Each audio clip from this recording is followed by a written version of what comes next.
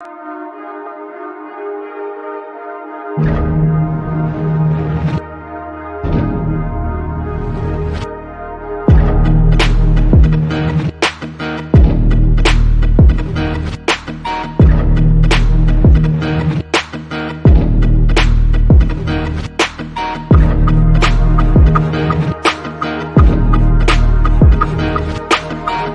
first topic I want to talk about really quick before we get into some other things is that I don't like bitch ass niggas.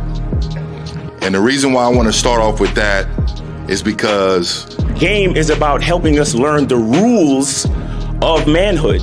And a lot of times what happens is we don't fully believe in the rules. We don't fully believe in the information. You cannot fear rejection. We got to stand on business out there, meaning that the bitches ain't gonna even fuck with me if they don't think that I'm willing to go the distance behind some shit. everybody in this room, if you had a bitch ass moment, raise your hand. When I say I am, I want you to say a motherfucking man. I am a motherfucking man. Like I said, y'all should have bitches. I'm amazed. It's a struggle for some of y'all. Once you find something that you're into, it comes before everything else. And then even when you deal with a woman who's into you, she has to compete with that thing, whatever the fuck that is, right?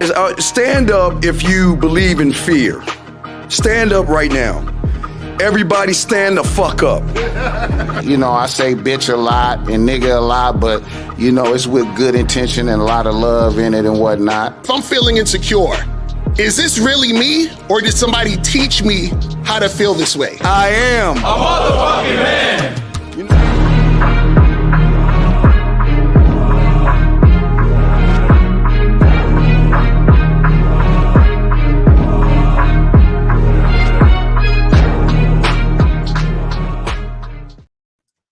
Yo, what's good? Good. Bro, how you doing, my brother? Chilling, man. How you feel? Man, I'm feeling great. I'm blessed. I woke up this morning. There's a lot of people that didn't wake up. Mm-hmm. Shout out to Lou Gossett. Yeah. Shout out to Lou Gossett. Lou Gossett, he's always one of my favorite actors. You know, Lucario said something in that joint. I heard it before, but I wasn't really listening until now. Right. He said, am I really insecure, or did someone teach me that? And we might have to do a separate joint talking about how monogamy as a social construct really impacted people's insecurities. Yeah, facts. I think it has a lot. I think you're conditioned to believe they're supposed to be a certain way, and then when they're not, it fucks with that belief. And if it fucks with that belief, it makes sense that you will feel insecure about your faith in that thing. Exactly. That's a whole other topic. That's a whole other motherfucking topic. So what are we talking about today? Are men more submissive than women? Yo,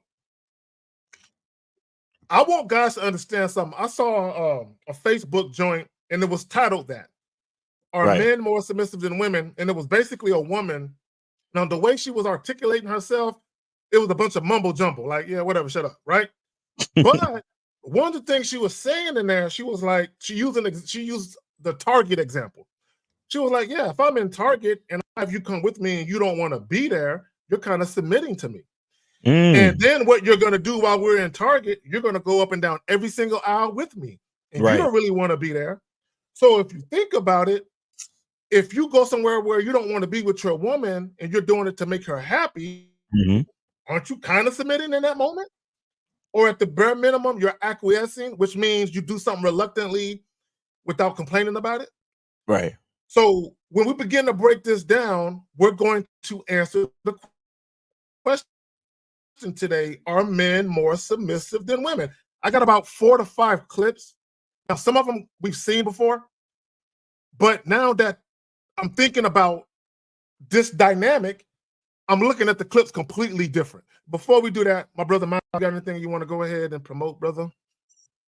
Oh yeah, man. As always, I got the soap popping, man. Make sure y'all get the soap, bro. Hold on, let me see. Is it gonna zoom? Is it gonna focus? There we go. Hit that QR code, order your soap. All right. We got that masculine identity, natural luxury soap, man. Appreciate y'all. And, happy Easter and all that cool stuff. You know what I'm saying? What's going on with you, sorry. What's going on with you, K-Zach?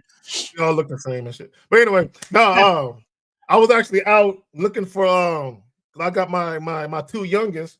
Okay. And I was gonna actually build them Easter baskets from, you know what I'm saying, just make it ourselves. So we was out this morning. Oh, so yeah, that's what I do. I was submitting to my children this morning. You submitted to the youngins. No, I was showing them deference, and I was out this morning. So anyway, even though it wasn't their idea, it was my idea and shit. But regardless of that, yeah, I do. Like, don't tell nobody, guys. I got a soft spot and shit. No, I don't want it to fuck my reputation up. You know what I'm saying? And I can't have women thinking that I have this soft, cuddly side. I don't want them thinking that about me. So kids love the kids. Yeah, right. So real quick before we get into this, I just want to shout some people out because that could be anywhere else on Saturday, but you fucking with us. Facts. So Daniel Coberstein, shout out to you. Renee P, the incomparable Renee P. Thank you, baby girl, for being here. Yes. You are extraordinary, man. I appreciate you. Unique 79, appreciate you, brother. Monogamous Player, what's up? Build Your Imagination. Dukalux, Fit and Life Entertainment. Who else we got up in there? Alicia and Wrecked. Buckeye 22, Real Mr. True TV. Jay Sean Harris, what's up, fam? I Am Fitness. It's a couple of different fitness names in here, yo. If y'all got some YouTube channels, man, let me fuck around and find out. 100% me, Crack and Lack, and Troy Scott, June Sports, what's up, brother? Who else we got up in here? Real King, what's up? K-Son, what's up, fam? Who else? I saw some other motherfuckers up in there. William Aikman, what's up? Good. What's up, fam? What's good with you? Fasali's Combat Sports and World Events. B's coming. Dan Frank. If I missed anybody, man, don't be mad at me, man. Call me Jay, G-Dog, UK from across the pond. All right, so what are we talking about today? Are men more submissive than women? Now, before we get into that, I just want to show people something right quick so that way we can have a little visual. So we talk about submissive, ready to conform to the authority or will of others, meekly obedient or passive, right? So the synonyms for submissive are unassertive or passive, acquiescent, timid, compliant, accommodating. Now, when we talk about acquiescent or to acquiesce, that means to accept something reluctantly without protest. Accommodating, willing to fit in with someone else's wishes or needs. Let me just say this about that. If a woman is making you wait for pussy and you wait, you are most definitely willing to fit in with her wishes and needs, right? I'm just saying, right? So when we begin to break this down, a lot of you guys might be thinking to yourself, damn, am I submissive? Can I really be the submissive type and don't even know it?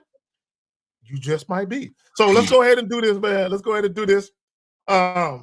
Like the stream, fellas. Like the stream. So the first video, let's go ahead and introduce that.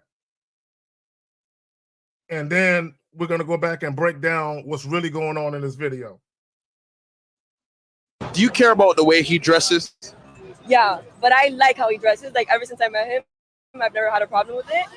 But I do care about how a man dresses. I think it's very important. So what's okay for him to wear versus not? Okay, at the gym, maybe like not like those like compression shirts. You know? Why can't he wear a compression shirt? I mean, he can, but like, why do you have to wear that? Why don't you like it? I don't know. Why can't he just have that for me and not for like the whole entire gym? Really? That's how you feel? Yeah. Do you care about how she dresses? Yes. No, yes. I used to. Obviously, Yes, I did. 100% I did. I think about it more as like it was a phase.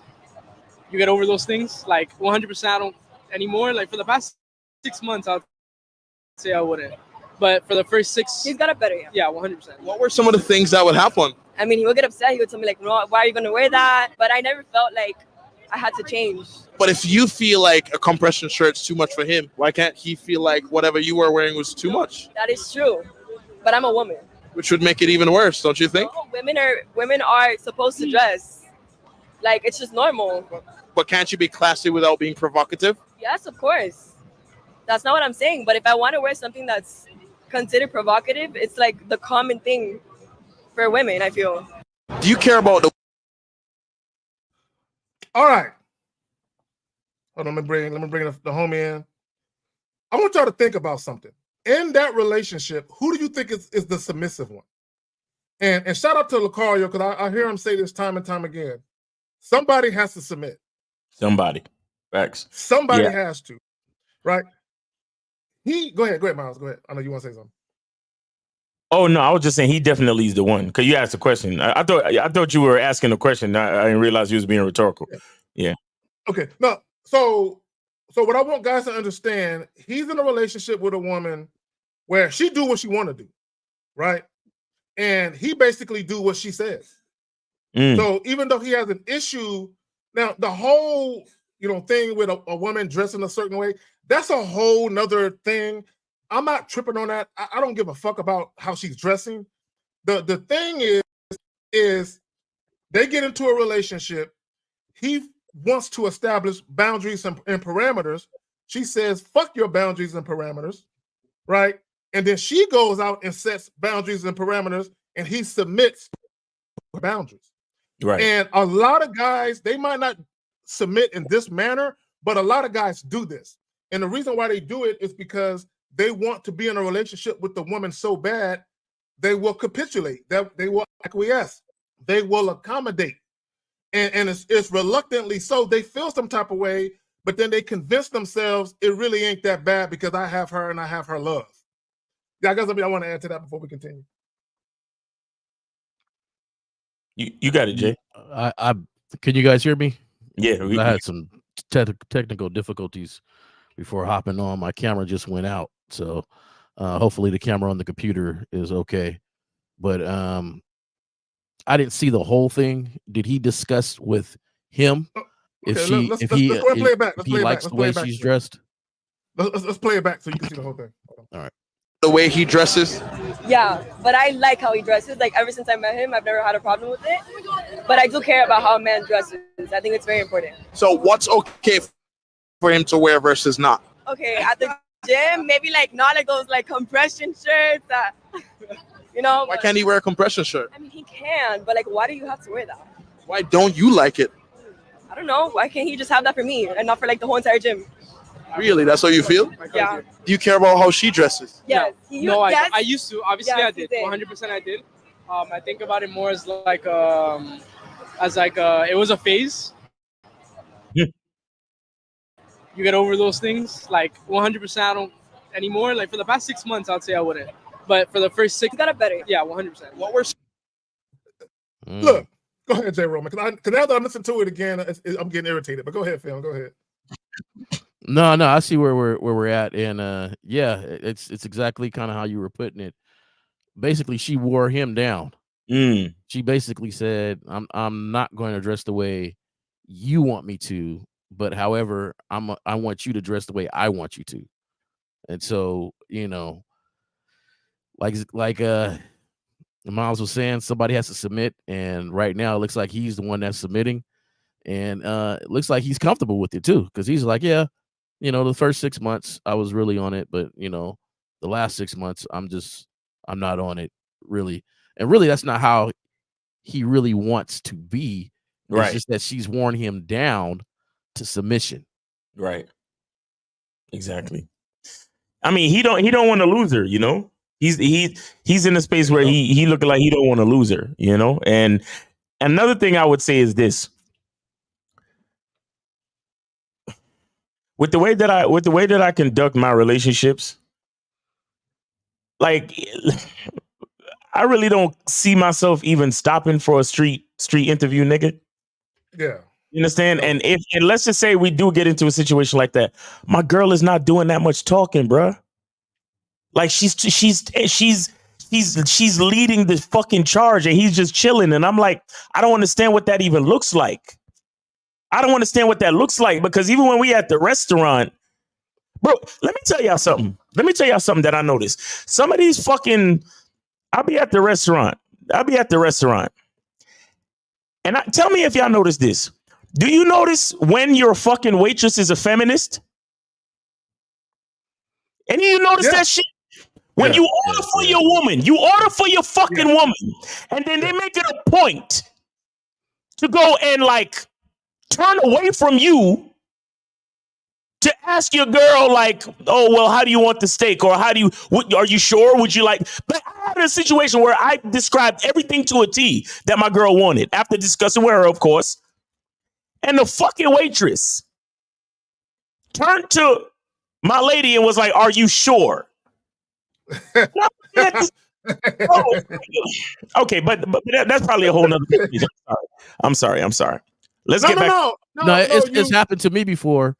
And she, turned to me. It was like, like she looked at me and I ordered for everything, for everybody, all the way on down. I've had a situation where my lady's like, yeah, what he said. And what it is some women, feminists, and let me just say this about feminists. I don't give a damn about feminists in a sense that they can believe what they want to believe in as long as it don't bleed into my life. Now, so you have some feminists, they don't like the idea of seeing a woman submissive to a man. They got a problem with that shit. Hate that shit, bro. And my thing is, but she's happy and you're miserable, bitch. That's the difference between you and her. Exactly. You know what I'm saying? But the reason I bring that up to say that there are situations where when strangers come through, your lady should know who should do most of the talking, though. You understand? And it's certain little things like that shows you who is the fucking leader of the relationship. Why is she talking so much? Why is she even standing next to this man? You know what I'm saying? Why is it the man, the girl, then her actual man? It's supposed to be the nigga with the microphone, the man, and then she's supposed to be to the side, slightly behind her man. That's what it's supposed to be. When I first popped in, that's the first thought that came to my head. Exactly. I was wondering, when was he going to step in and be like, all right, man, that's enough of the silliness. You know what I'm saying? Like I was wondering when he was going to step in and just be like, nah, I ain't really concerned about it. She cool. And then roll. But, I caught the end piece. So, but it's kind of shocking. And then on top of that, he stepped away from her a little bit too. To give her own independence. He's scared. Which is kind of like, hey, you should be next to me. When I step, you should step. Hey, real quick, because someone is asking, can you call it? Yes, y'all can call in a minute. Let us, you know what I'm saying, quarterback this thing and let it marinate for a moment. Right. Real quick, before we get into the next joints, there is a common theme. And both of y'all alluded to it with the first one. Who's the most dominant person in the situation? You can tell who has the most dominant personality. And I'm going to tell you guys right now, if any woman you're dealing with has the more dominating personality than you, she's going to be leading you. Okay? I promise you. Now, she might give you the impression that you're kind of doing your thing as the man, because women are taught, they used to be taught, I don't know if they are now, but they are taught, hey, stroke a man's ego to make him feel like he running shit. But really, the woman is running shit the whole time, because they understand how fragile a lot of men's egos are when it comes to that type of shit. But let's jump to the next one. Hey, we're gonna take calls in a moment. Just let us get our shit off. Just pay attention, guys, to the dominant person. When you guys go out, who pays for the dates? Mostly him. Always him. But when do you pay? Groceries. When it's really important, necessities, sometimes. Like? Groceries and the electric bill. The electric bill. So you cover the electric bill for sure. Yeah, I do. $60, $70. Don't lie. It's 100 plus. It's 100 plus. He's a capper. Like he covers everything else? Yeah. Okay. So if he's covering 90% of the bills, what else do you bring to the table? I'm sorry. I just want to say something. Because she said capper, but it's really a liar. If your woman is calling you a liar in public like that, that's some disrespectful shit. A lot of people might not look at it that way, but there are certain times when your woman is in public, even when she feels a certain way, she should not display this attitude towards something you say.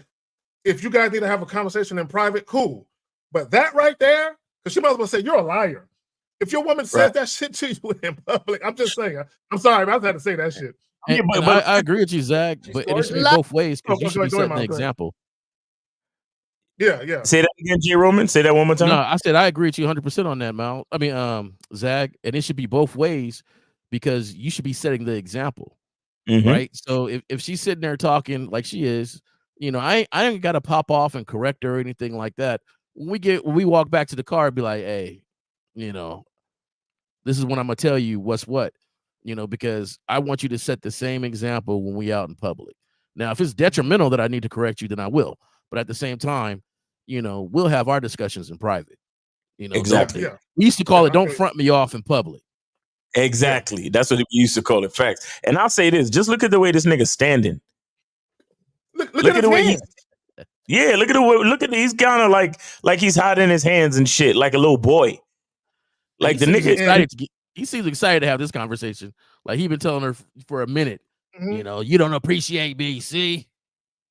And look at her hand on her hips. Like she's indifferent how he's feeling. Like, nigga, I don't give a fuck how you feel and what you say in this interview. You paying them bills, nigga. Yeah, exactly. All that shit you want to say, you know who run this. Look at her body language. Mother. She is his mother, bro. She's like his mother. That looked like a mother and son standing there. You hear me? Like, that shit is weird, man. These niggas is weird. These niggas is... Look, shout out to K-Zag when he be like, ladies, this is why y'all got to share us. So, again, what's the title? Let me plug it. Are men more submissive than women? And I just want to say this. These are not exceptions. These video clips you're seeing, they are not exceptions at all, right? I believe that the majority of guys have something going on along the lines of what you're going to see with these guys, where the guys, they feel some type of way about what's going on in a relationship, but they're putting up with it reluctantly because, like Miles said, they don't want to lose the woman. They don't want to lose access to the chick. And oftentimes, it's usually two things: sex and the fact that they think she's bad or cute. It's typically one of those two things, which is why they're even putting up with it, because they feel like, man, I might not be able to get a chick as cute as her. I might not be able to, if she leaves me, it might take me months, maybe even longer to find another chick that looks cute, that want to have sex with me on a regular basis. I really think shit like that be going through these guys' minds and shit. Let's finish this. Go ahead, Miles, my bad. No, I'm just saying they do. I was just agreeing with you. Love and genuine loyalty, and it's not all about money. You consider you guys a traditional couple? Been together for 3 years. We met naturally. I don't see why not. But the question is, if the roles were reversed, do you think that this relationship would last? If roles were reversed, that's a good question. I'll have to think about it. That's how you know she is not submissive to him. Because even if you're the woman and you're the breadwinner and you got a man and he's still an authoritative, dominant, assertive man, he's still going to run a household. She's basically saying, oh, if I had to pay more of the bills than what I'm paying now, ain't no way. And he did this because he knows she wouldn't be there. So I just want to say this, guys. If you're dealing with a woman and you're paying most or all of the bills, and you know if something happened to your money and she wouldn't do it for you, why are you there? Why are you in that relationship if she wouldn't hold it down, or if you gave her a directive to do something, she wouldn't do it? Right. Why the fuck are you even there? That's how you know she is not submissive to him. Not at all. He's submissive to her, rather. All right. Y'all got anything y'all want to add to that before we come to the next one? Nah, we get to the next one. No, I'm good on that one. All right, cool. Let's get it.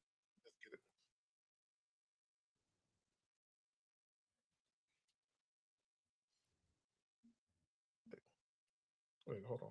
My bad. Kind of a long time. We met in college, but like 3 years total. Oh yeah, we've seen this one. Years, but we've known each other for 11 years. Yeah. 11 years. So in the friend zone. you were in the friend zone. was in the zone. I thought I was gonna cut. I mean, I think the attraction's always there, but if you're like prioritizing the friendship, it's a little bit different. But I think after we graduated and then like moved to the same city, so that was a couple years ago. Was there ever a point where she was talking to you about the guys that she was sleeping with, or? No, never that. It was just more so we were always just best friends and never know if it was gonna work out. I feel like in college we would like share all that stuff together. She called him a liar, basically. She's like, yeah, we did talk about that. He said, no, we didn't. She said, yes, we did. I did tell you about all the guys I was dating. First of all, if you are a guy in the friend zone, you automatically submitted to her. And you're waiting for her to tell you it's okay. Now that I ran through all the guys that broke my heart and all of that, you know what? I'll take you now. You know what I'm saying? So just being in a friend zone, in my opinion, is some subservient shit. Because you really don't want to be her friend. You want to be her lover or her romantic partner, but you're settling for the role that she gives you because you're so desperate to have her. Right. Nah, a lot of these dudes, man, they don't know their value, and that's just how they roll. Like, they're afraid to lose a chick. That's how they behave. They let the chick have her way because they figure as long, happy wife, happy life type shit. These are the guys. These are the guys. But see, the sad part is, in case you haven't realized, in none of these videos, these women don't even have the body language of a woman that likes the man they standing next to. Facts. Especially this one. Especially, look at the way he's dressed. Look at how she's dressed. So right. They was coming from a spot that might have been pretty nice. And I'm not saying that all dudes know how to dress. I'm one of the people that really don't care about name brands and tags, and that's not my thing. But I'll go somewhere dressed nice, for the occasion. If you cared about me, my woman, who is going to be good at getting dressed, because that's what I like, is gonna help me out.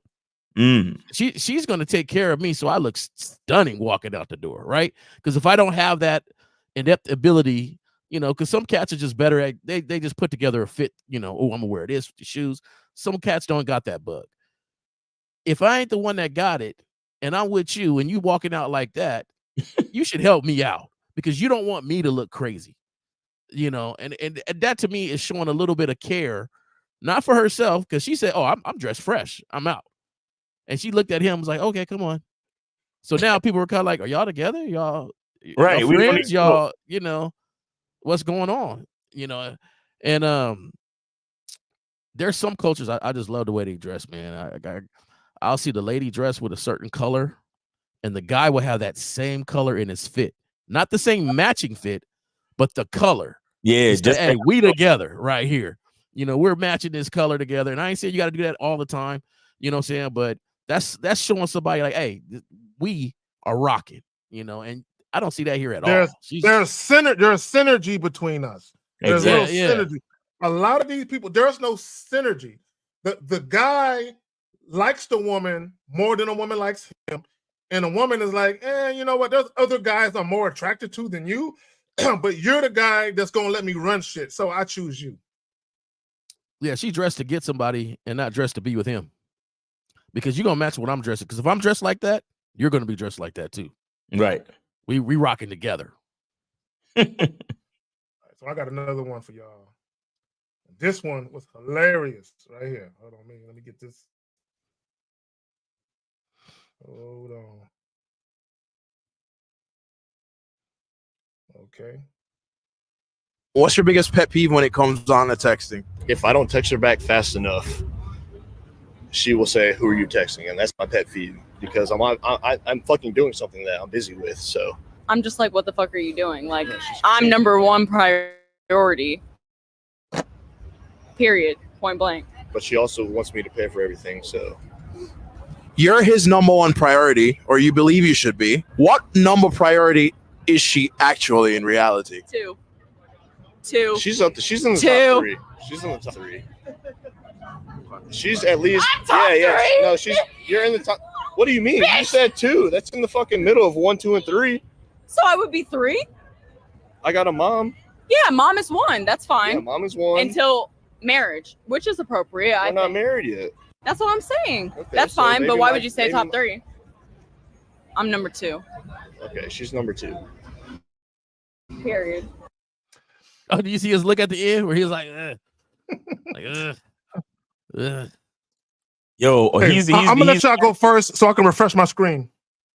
He's acquiescing, man. He definitely gave up. And let's notice the body language, and let's notice the tone and volume. She basically was arguing with the nigga disrespectfully. Let's be clear.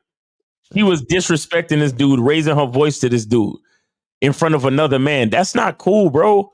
Like, these cats don't understand with that. This type of shit ain't cool. A woman ain't supposed to be raising her voice I mean, look, if y'all in the house private and whatever, maybe y'all going through something that's bad, but not so bad because that's private.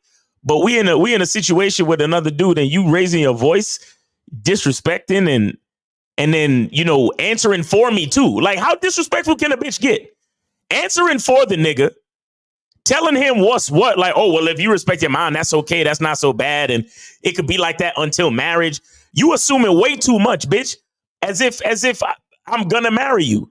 As if you deserve that fucking privilege to be my wife. Like, what's wrong with you? Then you raising your voice. Then you acting all out of bounds and shit. What's going? And this nigga just standing there acquiescing to this shit, man. What's wrong with y'all niggas? Like, pussy's good, but come on, bro. It ain't that good. I just want to point out, are men more submissive than women? Let me also point this out. When we get the calls on the Real Game No Theory podcast, and we've also had them on this joint as well. Miles, how many callers have we had where guys will say, my woman cursed me out, or my woman called me a bitch, or my woman do this and that, and dudes are still with them? So when I tell you guys, these are not isolated incidents, right? Most guys are in situations like this. Some of y'all listening right now, this might be y'all. Y'all might not admit it, but y'all got it. Jay Roman, you got something you want to add to it, Phil? Yeah, I just think a lot of cats will probably say, what do I do in that situation? Right? 609, hold on real quick. We'll get you in a second. Yeah, and I'll make this quick because I know we got a caller. But they will say, what do I do in that situation, right?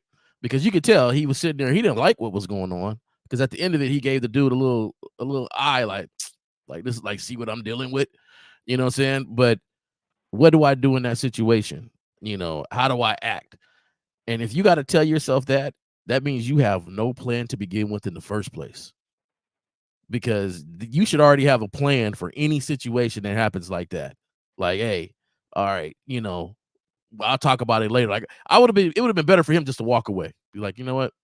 To walk away. She catch up to him and be like, what's happened? Don't you ever, for the betterment of this relationship, if you want this relationship, do that ever again. Like, to me, I understand maybe he didn't want to scream at her, or maybe he didn't want to do that all right there in front of the camera. But it looked like he had no plan. Like, when they was going to walk away, she was going to continue that argument, and he was just going to go like this. Like, believe what you want to believe. I believe what I believe. Right. Believe what you want to believe. And yeah, you got your own thing that you believe. You said it, you know, hey, you're top 3. You're not top 2. And I don't think she's even top 5 for him. You know what I'm saying? Because the way he was standing there, like, let me sound good. You're top 3. But like you said, silence is also submissiveness too. Silence is acquiescing to whatever power that's in front of you because you're not saying what you really want to say and end it like that. Right. We still got the call? Yeah, we still got to call 609. You're on live with the Manhood is the Skill Set Show. We got K Zag and J Roman and Miles, name, age, city. How can we help you? What's up, y'all? Rudy, 22, Jersey. What's up, K Zag and Miles, J Roman? How y'all doing? What's up, All right. Oh, okay. So I just wanted to make a comment on the topic real quick. Shout out to UK Zaggy. You always talk about only deal with women on your terms. And for the longest time, it took me a while to understand that, like, why you always say that, right? But the more I dealt with women, it made me understand, because what I noticed in my life, every single time I dealt with a woman on her terms, you know, a woman that was uncooperative, and I would end up having sex with the woman, I will always feel like shit, and I will always feel like crap afterwards. Because it's like, damn, It's like when niggas sell they soul for money in Hollywood. I just sold my manhood for some piece of ass. Like, Exactly. what the fuck? No did. And it really. Wait, I'm sorry. What? Now I said no Diddy. Right. And it's like, and it really will fuck you up in the long term because you start to question yourself. Like, damn, I can't get girls to do what the fuck I want. I gotta always do what girls want. So I just wanted to give you guys a shout out because now I finally understood dealing with a girl on your terms will make you feel better about yourself. Because now it's like you have certain standards, and when you live up to those standards, you always feel good about a man. And shout out to you, Miles. You always say this. Your masculine identity is way more important than busting a nut. Right. And check this out. No. See, because you said when you date a woman on your terms, it makes you feel good about yourself. No. You got to understand something. You got to feel good about yourself. Because feeling good about yourself is what makes you date on your terms. Oh yeah, right. You understand? Because you know your life is dope, bro. You know the quality of places that you like to hang out. You know the type of man that you are. You know the way that you can influence and affect a woman's life. You could change a bitch's life, bro, simply because of the man that you are. And if you don't believe those things about yourself, it's gonna be real hard for you out here in the dating game. You understand? If you one of these little weak bitch ass niggas still waiting for choosing signals, all you're really saying is that the woman's agenda is more important than yours. So you end up like these niggas on the video, acquiescing to hoes, acquiescing to bitches that don't truly respect you, acquiescing to bitches that's standing closer to the nigga giving the interview than she is standing closer to you. Huh? Paying more attention to the nigga because he got a platform with a few followers. All of a sudden, she actually looking at how she could ease in to fuck with the nigga with the microphone. You understand? So you got to understand, you believe in who you are, and that's exactly why you date on your terms, because my terms is the best, and I truly believe that. We don't date women on our terms to feel good about ourselves. We feel good about ourselves, therefore we date on our terms. Because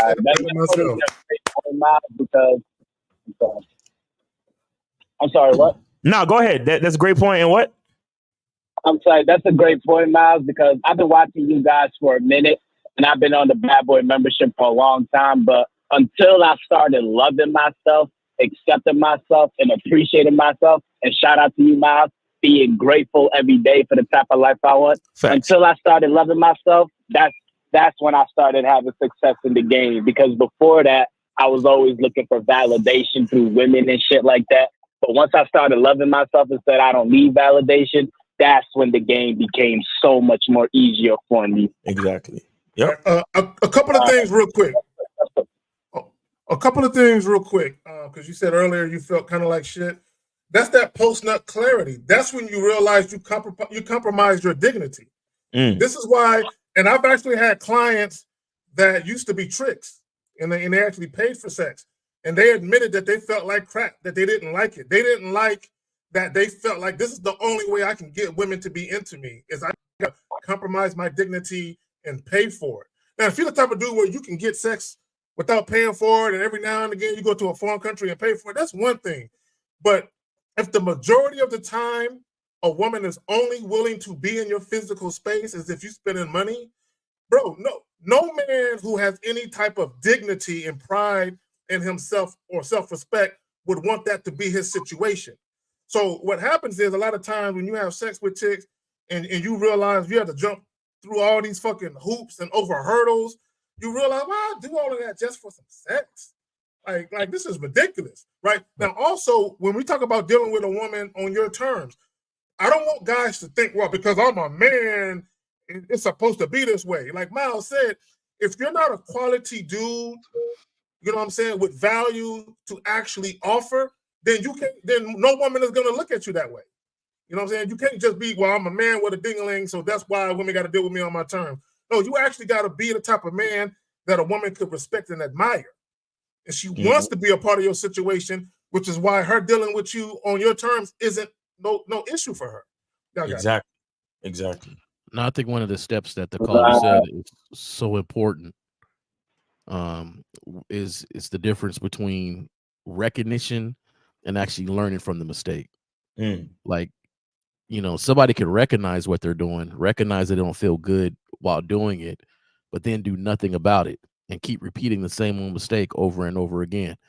So to recognize something is great, but to actually learn from it and have enough discipline to not do it again. And see, and that's that moment when you meet somebody and she's looking good, and then you recognize, man, there's something I don't really like about her. But hey, I know I can smash, so I'm gonna go ahead and do it. And then later on, you're like, man, I shouldn't even be over here in this whack situation or whatever. Well, that's because you just repeated the same mistake that you learned from already. You didn't really learn it from it. You just recognized it. So Right. a lot of people got to understand, just recognizing something doesn't really change it. You got to make steps to change it and be Knowing disciplined is half not the to be in that battle, like the situation G.I. Joe again. cartoon back in the day. Knowing is half the battle. My bad, Joe. Yep. All right, Rudy. I'll give you the last word before we let you go, bro. Yeah, that is a great point, J. Roman and K. Zaggy. You talk about tricking and stuff. I remember this one time, right? I never tricked on a bitch, right? But I remember this one time I was getting ready to fuck this girl and she wasn't trying to give me head. I'm like, "You're not trying to give me head?" She was like, "No, you lucky I'm even letting you get a taste of this pussy." And let me tell you, still, my dumbass still went along and fucked the bitch. And the next day I felt like shit afterwards. That was the day where I'm like, never again. Right. Never fucking again. I don't give a fuck how bad the bitch is. I will never deal with a bitch who doesn't value me as much as I value myself again. Facts. Bro. All right, thank you. All right. I appreciate you. All right, Rudy, take it easy, bro. We appreciate you. Happy Easter and all that cool shit, man. Take it easy. All right. We got 832, but hold on, 832. Go ahead, K-Zach. No, I just want to say this real quick. Gentlemen, if you're ever dealing with a woman and she implies that you're lucky or you should be so blessed that you get to touch her, leave her alone. Facts. Right away. Don't deal with her no more after that. I got it. Exactly. She good. All right, so we got 832. What's going on with you, man? Man, I'm chilling, man. How y'all brothers doing? Chilling, bro. And this is Jay, right?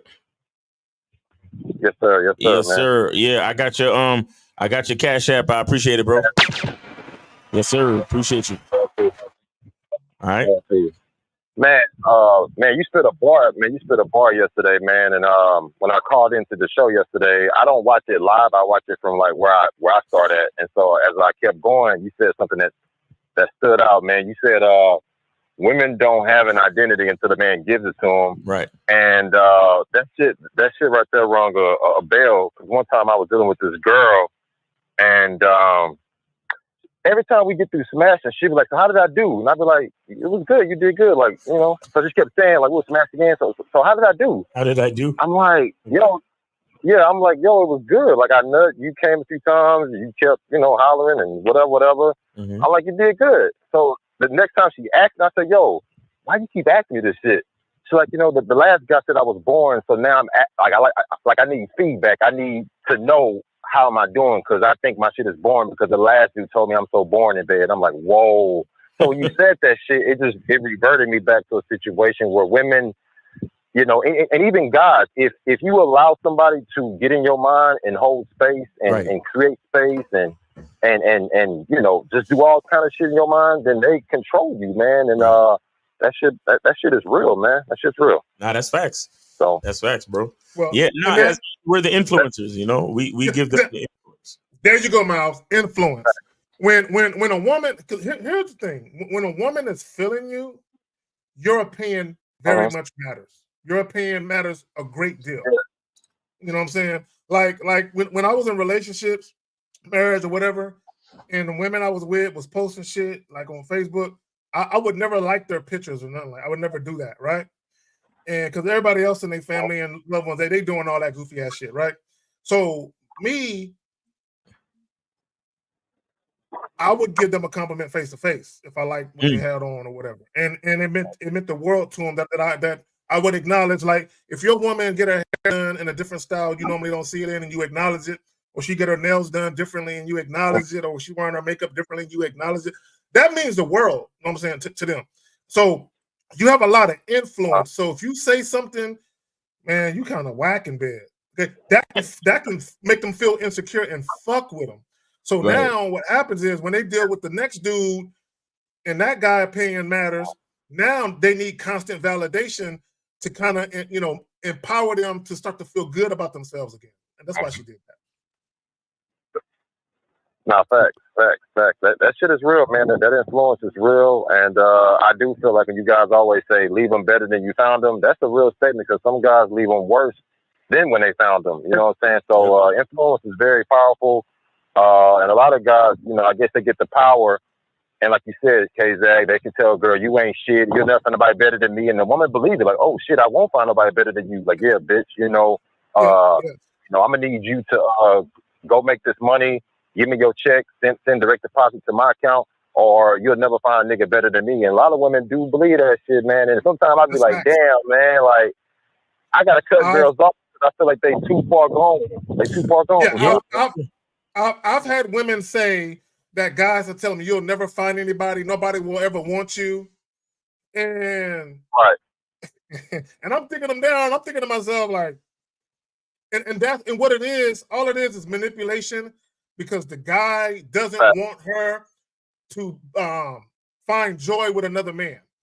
Right. And that's all he's doing is trying to beat her down and keep her in a space where she feels like he's the only guy for me. He's the only guy that can really make me happy and all of that. And what that really comes from is that sometimes women, they have unhealthy attachments to certain dudes. That's all that really is. Because there are some women, you can say that shit too. You'll never find no one like me, and they'll laugh like, nigga, please stop it. You know what I'm saying? But there are some other women who got maybe low self-esteem issues and insecurity issues, and you don't realize how deep that shit go until you say that shit to them. Right. I got it. Exactly. Yeah, my grandfather always taught me that when something is said, people think about it. Right. So it could be the littlest things, the biggest, like, hey, if something is said, people think about it. So the influences you have around you is important, so you're not hearing constantly things that you're thinking about that are negative. One thing I really want to get to is that when Miles say that we're the influencers, instantly in my head, a lot of guys are ducking their responsibility and they're looking weak as they do it because they want to act like they're not the influence when they're the submissive one, but they still are influencing their woman. It doesn't matter if it's good or bad, you're still influencing. And a lot of guys are badly influencing women because they're refusing to take the leadership role and make their influences action, make it something direct, something they plan, something, they're moving towards, instead of just, you're not really doing it good. You're non this and non that. And she might have been. Like, I'm not saying he was wrong because she might have been, and that's why she improved it later on. But either way, the fact that you make this statement without any guidance or any plan to fix or engage in that is letting you know that you're not a leader. You're there just to take and move on, and we don't leave somebody better just taking and leaving on. We leave by giving. And then if we have to move on, they're going to learn from that experience too. Yeah. Because they'll learn that, oh, okay, man, I lost that guy. He was a very good leader. I couldn't get out of my way to be led. So my thing is, dudes are ducking their responsibility in being these leaders, trying to pretend or, to be submissive or try to pretend just to roll on their own, when actually it's our duty as men to lead, period.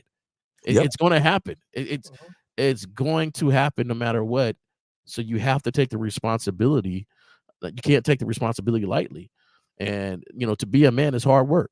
It's a hard job. We got to do things, plan things out, do it precisely. We got to have a certain attitude where we don't care what other people are saying, keep forging forward. A lot of things we got to sacrifice and discipline and things we got to do. That's hard. And people take the lazy way out because they just don't want the responsibility. And then they try to put it off on the woman. I agree. I agree with that. I always say that, and when I say this around feminists, they have a problem. I say men are natural born leaders, and women are like, how so? Because you're a man? Yeah, bitch, pretty much. But what it is guys don't. they don't want to take the responsibility and lead. Mm-hmm. They don't want to take it. And it's not an ego thing. See, a lot of people, they think everything is he's egotistical or it's misogyny or all it. No, it's not that. This is my thing. And Jay Roman said it earlier. You always influence women. If you are passive, a woman is influenced by the fact that you're passive. If you are assertive, a woman is influenced by the fact that you are assertive. So she's going to respond either way.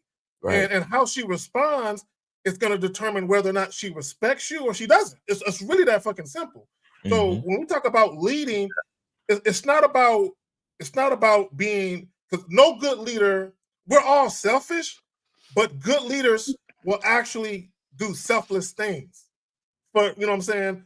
So that way they can actually empower the woman. So when we talk about leaving women better than we left them, what's really about is saying, you know what, our situation has run its course. I really don't see that we can, evolve or ascend too much further from this.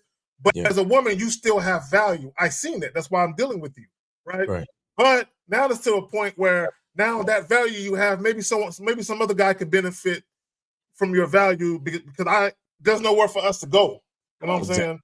And then you let her go. But when she goes, you know what I'm saying? It's an amicable situation where it's respect on both sides, and she don't feel like shit.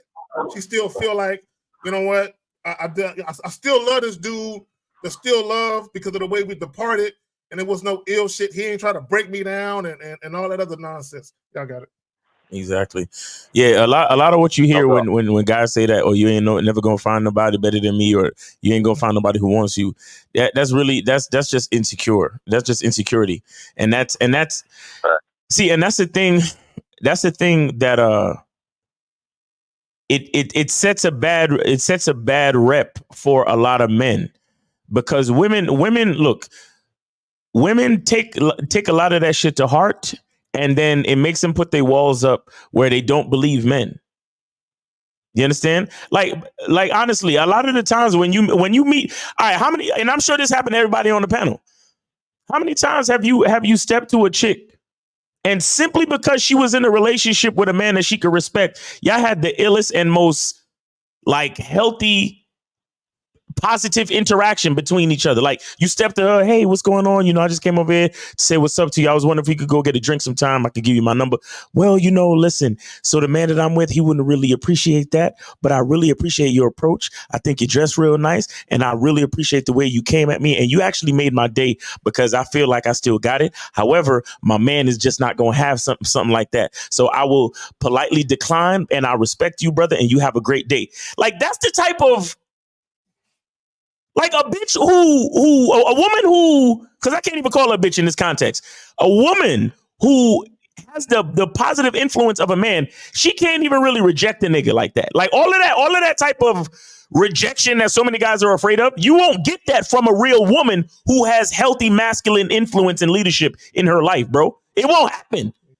Because all you got to do is step to her respectfully, and she'll let you know what it is. She'll let you know exactly what her man don't tolerate, and that she is in respect to her man, and she appreciates you because you are beautiful. I heard this so many times. You are a beautiful brother, and I love the way you came at me respectfully, but my man will not have that, and I respect my man too much to even let anything like that happen. You get what I'm saying? I've had chicks say, you're about 6 months too late.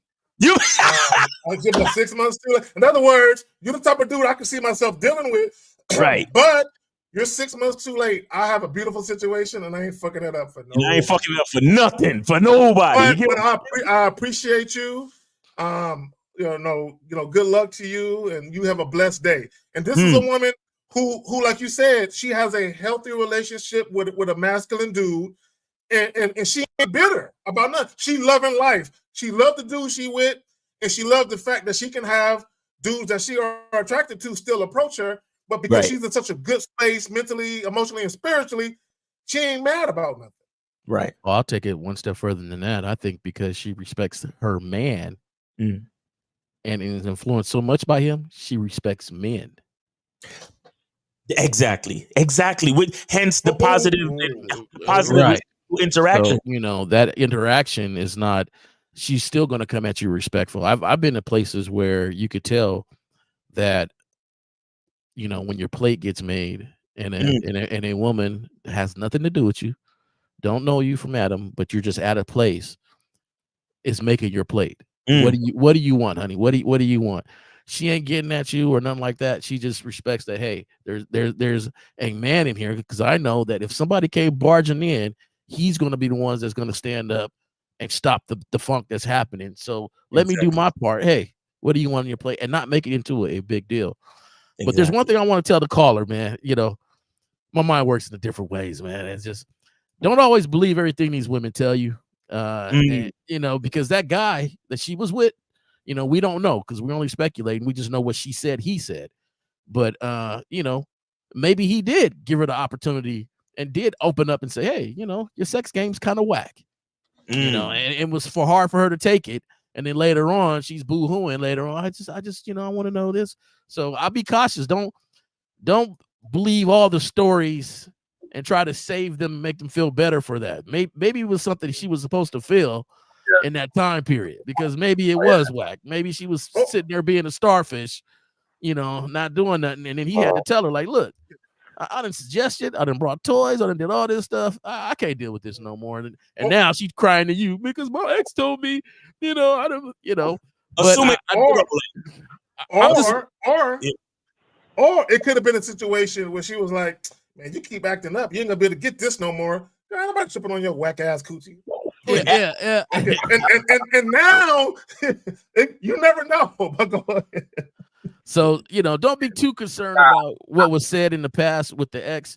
Of course, we only deal with what we're dealing with right now, right? The behavior of now. So, my thing is, I don't get too high or low on these stories they be telling me.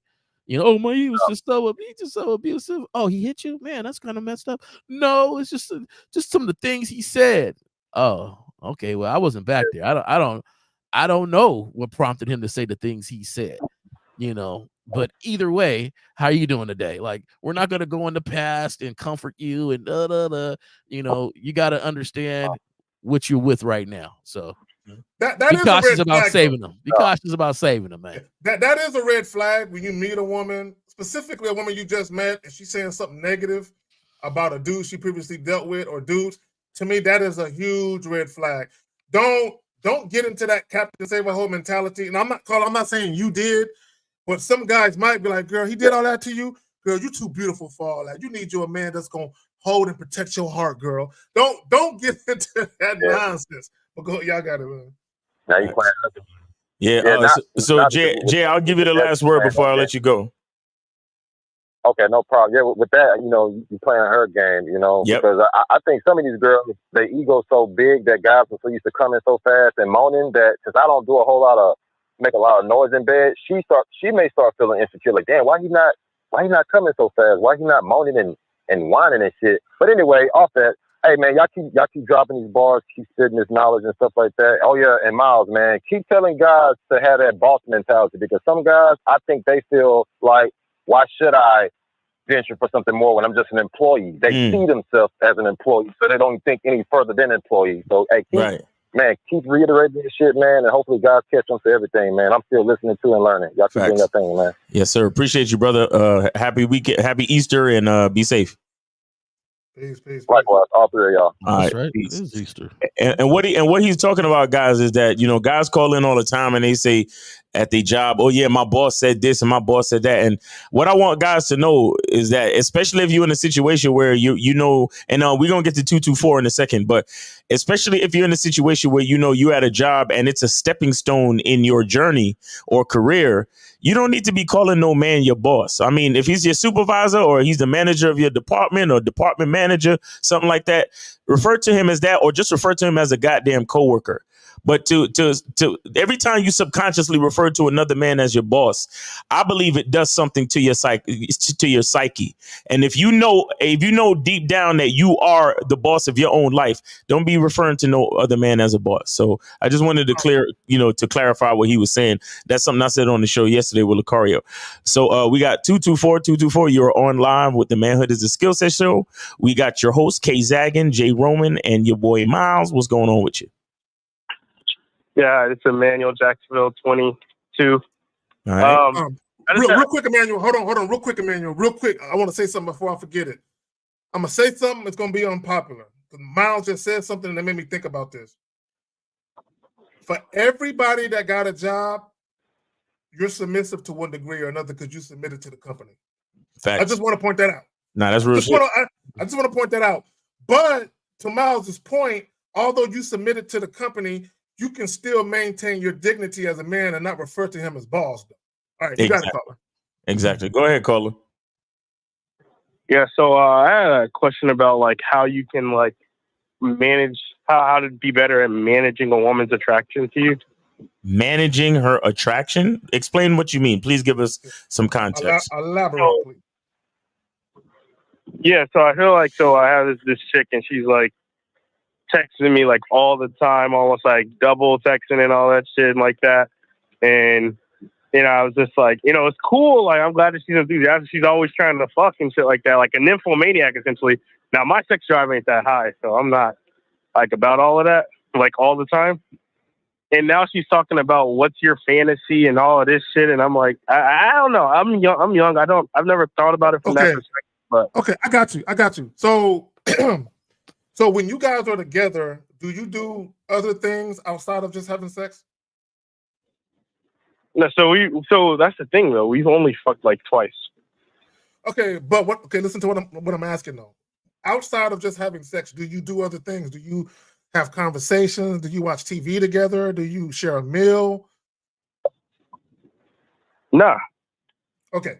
So here's the thing. So now I'm not saying that this is the case, but I talked about in the past how women sometimes will use sex to manipulate you. Okay. And there's typically two ways they can do it.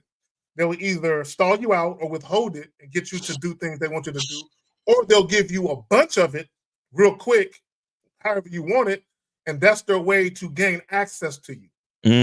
Right? So I'm not saying that she's doing that, but be mindful of that, because a lot of times guys assume, oh man, she can't get enough of this, man, she always wants this, and what she's really doing is she's using sex as a conduit to be in your physical presence.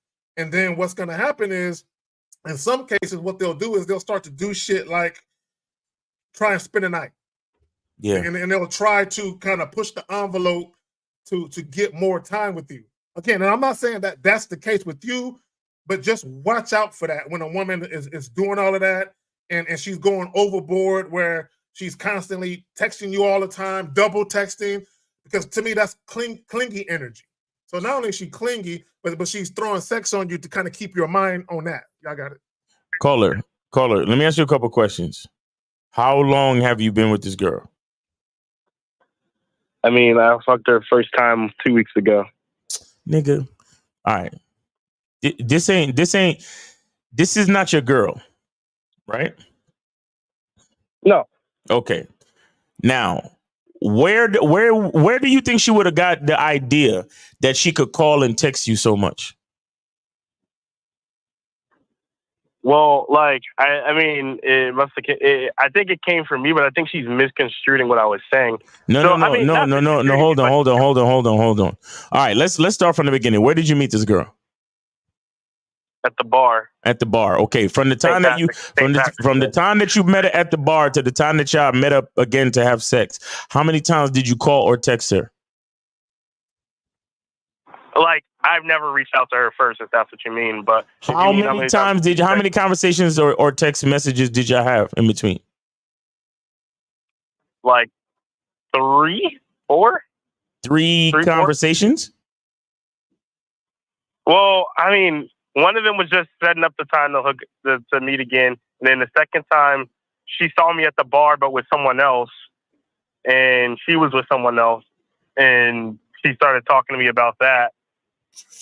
And then I set up a time again at that point in time for something to set something up again, because I thought I was just supposed to limit the time on the phone. And then she's talking to me today. Okay, so you basically what you're saying is that she's texting and calling you too much. That's what you're saying, right? Yeah, I think it's a little bit excessive. Like, I mean, I just don't have it's all about sex and stuff like that, which I don't like. My sex drive is not the highest. It's like you're not listening. You're not listening. You're not listening. I don't give a fuck what the context is. How many? Like, what is? How do you know that she's texting you too much? What is too much?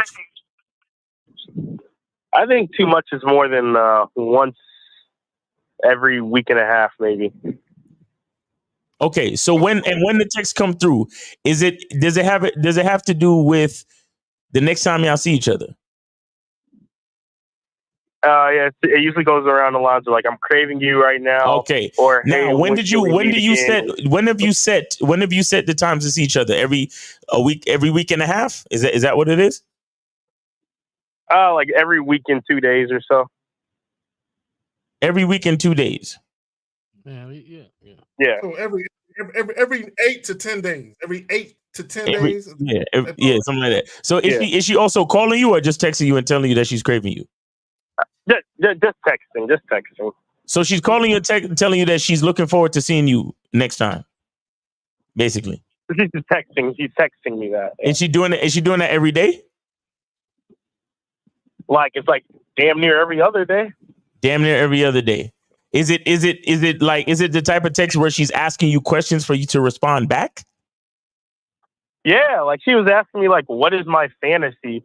Now I haven't responded to that shit. I'm just. And another question. What time of day is she texting you? Good question, Miles. Nighttime, like what 7 time? p.m. 7-8 p.m. Is she texting you? Is she texting you like late, like 11, 12? No, not 11 or 12, but like 7, 8 p.m. 7 to 8 p.m. Okay. The only thing, here's what I want to ask you too. What do you want? What do you want to change? Let's just say you was Mr. Strange and you can wave your hand and make exactly what you want happen. Tell me what you want. Man, just maybe hook up like once every week and a half. You said you're already doing that. You said you're already doing that. Like, yeah, but without all the texting, Okay, again, you see how you motherfuckers can't answer a fucking question? I asked you, tell me what exactly you want to happen, bro. How do you want to change the situation? How would you like to customize the situation to your liking that's not happening right now? Yeah, just smashing like twice a month with none of the texting in between and all that. With none of the texting in between. Okay, so are you willing to tell her to stop texting you? Yeah. So just do that then, bro. So caller. I'm sitting here like this is. So caller, what you can do is just let her know that hey, as far as us reaching out to each other, let's limit it to setting up a sexual rendezvous. And anything that you want to talk about sex related, let's save that for when we link up in person. When we meet each other. That's it. That's all you got to do. Cause she's not your girl, bro. Yeah. You ever play the quiet game with kids? Huh? You ever play the quiet game with kids? Yeah. Okay, you tell her, look, my fantasy is that I don't want to text with anybody. Like I just want to meet and show up at a certain time. And what turns me on is that person remembers it and shows up ready for me when I walk through the door. In fact, on this date and time, I want you to have the door unlocked. I want you to wear this, whatever you want her to wear. I'm going to come in wearing a hoodie. I'm going to come in wearing some shorts and some boots. And I'm coming to rock that thing, and then I'm going to walk away.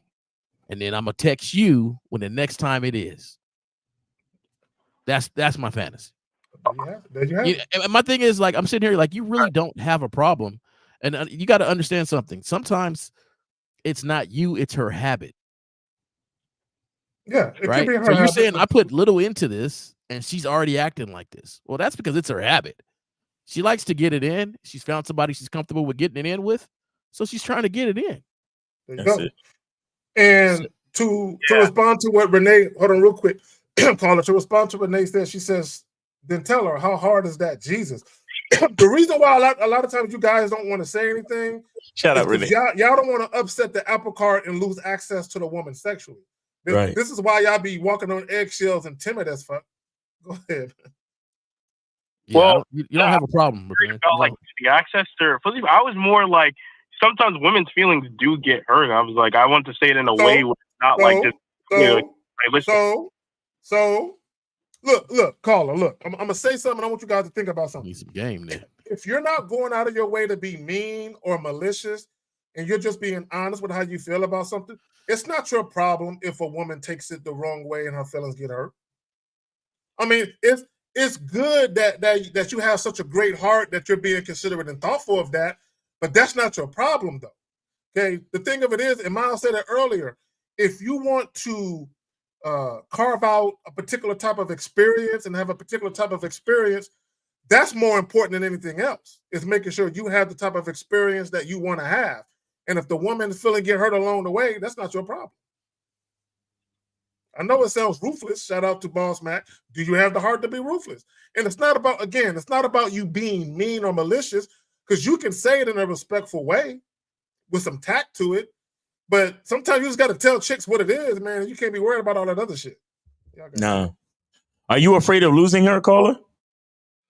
No. Okay, so do what you got to do, bro. Do what you got to do.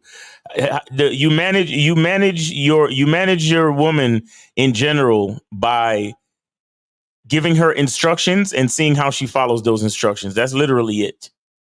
So if she's doing something that you don't like or that you're not comfortable with, you need to tell her, hey, this is what it is. I don't really do all that texting and calling. And if I'll contact you and set up the time for us to meet up, and that's it. If she has a problem with that, then you know exactly what to do. What do you do if she has a problem with that, caller? Just have to, say, hey, listen, that is what it is. You can either accept or not accept, and let her make the choice whether she wants to stay or not. Right. So if she doesn't want to accept it, you charge her to the game, meaning that you let her go. And then you also let her know that when she's ready to accept the terms, then she has your information. But until then, good luck. That's it. All right. Thank you, guys. And caller, don't go anywhere. Don't go anywhere. I want to explain something. You see, I noticed the caller said that his libido ain't crazy like that, right? I was just about to. This is exactly why you have to believe in who you are and how you like to do things, i.e., dating on your terms. You understand? Because listen, if your libido is at a certain level and this chick is doing all of this shit, because who knows, she could be doing all this shit to try to impress you, but she don't even really want to be doing it necessarily. But you know in your mind that what's best for your libido and for your sexual appetite is for her to stop texting you so goddamn much. Do you understand? Now, no matter what she thinks about it, because women are gonna have whatever the fuck they want to say. Oh, you don't want me texting you, or you got other girls. You got, what's the matter? You don't want to. It don't matter what she thinks. And if you do have other bitches, then you got other bitches. She's not your girl. She hasn't earned the right to even be asking you any of those type of questions any fucking way. And if she feels she has that right so early, then you really need to charge her to the fucking game. But like I said, you know you best. You know what what gets your dick hard. You know how you know the environment that's gonna make you perform at your best. And you know that her texting you so much is kind of weird and it makes you uncomfortable and you don't really even like that shit. And it doesn't even excite you. You understand? So this is exactly why you have to date on your terms. Because if she keeps fucking around trying to run the show, you may not even be able to get a goddamn erection for this bitch no more. Simply because she's not doing things by your guidelines. You understand that? Mm-hmm. So I wanted to explain that so guys can know that there are real reasons why, as a man, you need to be doing things on your terms, because the vagina is built to receive. So that means the person who really got to be performing at their best is always the man. So if the bitch ain't following the man's rules, he may not be able to perform at his best. So how is this great sex going to happen if you're not doing what the fuck I need you to do? Right. That makes sense. Yeah. Because I was like thinking, man, like, I don't even think I could, like, I don't think I even have the drive to have like a full on like 3-4 girl roster. I was like, I think just like a solid two. And caller, real quick, and that's okay. Look, let me tell you guys something. For all you guys, brother, that's okay. By no means should guys try to replicate what another guy is doing. If you Right. feel like I'm good with one chick, deal with one chick. If you feel like the most I can deal with is 2, although I might have more women that I could deal with, I'm gonna cut it off at 2 because I really don't want to give that time to all these women. Do you and be comfortable doing you. Never look at another man's situation and try to replicate what he got going on. Facts. All right. Okay. All right, caller. Thank you guys. Thank you guys. What? All right, man. Thanks for the call. Happy holidays, happy Easter, and all that. Take it easy. Real quick, caller, appreciate you, brother. Tony Praying Mantles with the $2 sub film. Give him my donation salute. All right, thank you, brother. Appreciate it. If y'all got questions, Stay out put the a Q in the chat. Put a Q in the chat followed by your question. How's the calls now? We good on calls. Go ahead. Yeah, we good on calls. Yeah, I suggest y'all call in. Call in. Don't wait till the last minute. Also, if you got a question, please put a Q in the chat. The number is 919-647-9392. We're talking about, are men more submissive than women? If you agree or disagree, please call in. If you got your own story where you were in a subservient role, please call in. If you were a cuck or something like that, please call in. And let me just say this real quick. Let me just say this, guys. There are a lot of guys who are in a submissive role and don't realize it. Let me further explain what I mean. If you're dealing with a woman and you're offering a date, and she tells you she don't like that venue, and she gives you another date idea, and you acquiesce to that, okay, you're in a submissive role at that point. Okay, I need you guys to understand that. Anytime a woman wants to do something a certain way, and you really don't want to do it the way she wants to do it, but you're doing it that way, right, to be in her good graces or to stay in her good graces, you are in a submissive role. Also, let me say this, because there's been some video clips and other types of joints that's popped up on the internet, YouTube specifically, where guys are talking about where they're in a marriage or a long-term relationship, and the woman isn't having sex no more, and then they go to the woman and she'll say, well, you don't take me out like you used to. We don't take trips enough. You're not servicing my emotional needs. And then the guys will start doing all that just to get some sex. You are in a submissive role. Anytime you do something at the behest of the woman, because you're either trying to get to the sex or you're trying to keep access to her sexually or whatever, you are in a submissive role. And once you are in that submissive role, it's not like you're submissive Tuesday and you're dominant Thursday. No, you are the submissive person in the whole interaction, period. The whole way. And once a woman realizes she can move you from here to there with sex, you're automatically in a subservient role to her. She knows she's running you. Whether it's a conscious thing or a subconscious thing, women know if they can control you with vagina, or they can control you with, if you don't act right, you won't get it, and then you act right, they know they got you. And most guys, let me just say this, and I'll pass it to you guys. But any of you guys, if you're mainly motivated to either get into a relationship or to cohabitate with the woman so you can have consistent access to pussy or in-house pussy, all you niggas submissive. Y'all got it. Now, you mentioned that cuckolding thing, man, and I seen this special on that, and I had one viewpoint of it, but this one dude on there, he was training somebody else. They was like in Alaska, something like that. I forget where they was at as far as where it was at, but dude, he was sitting there and he told his woman, who gave you that pleasure, right? Now, she was having sex with somebody else, but he was like, who's giving you this pleasure? She said, you are. He said, yeah, I'm allowing you to get this. I'm giving you this pleasure and things like that. And he was trying to tell dude that, look, it doesn't matter about this guy. I'm allowing this to happen. If I didn't allow this to happen, it wouldn't happen. And the guy, he had this one lady, and she wound up meeting the dude later on, and he still kept her around. And he was telling the guy the story, like, oh, she met up, whatever. And he said, oh, she's already broken the code. And she's like, no, you need to get rid of her. And he looked at him like, do I need to get? He said, yeah, you need to get rid. Like, there is nothing without us, without, saying, like, he was serious about his rules and how to set it up and everything like that, which was kind of, and he said, I told him, like, this is not that important. This is off the table. Like, you giving me sex is off the table. Like, I don't care about that. He goes, now we do have sex and stuff like that, but this is what she wants. I think he said something about, it was his idea, because if it was her idea, I wouldn't do it. That's what he told her to do. And so, and the guy is looking, and he said, was this his idea? Was this your idea or her idea? And, dude didn't want to answer that question, which set the tone for a whole nother path, because he was like, we wouldn't do this if it wasn't my idea.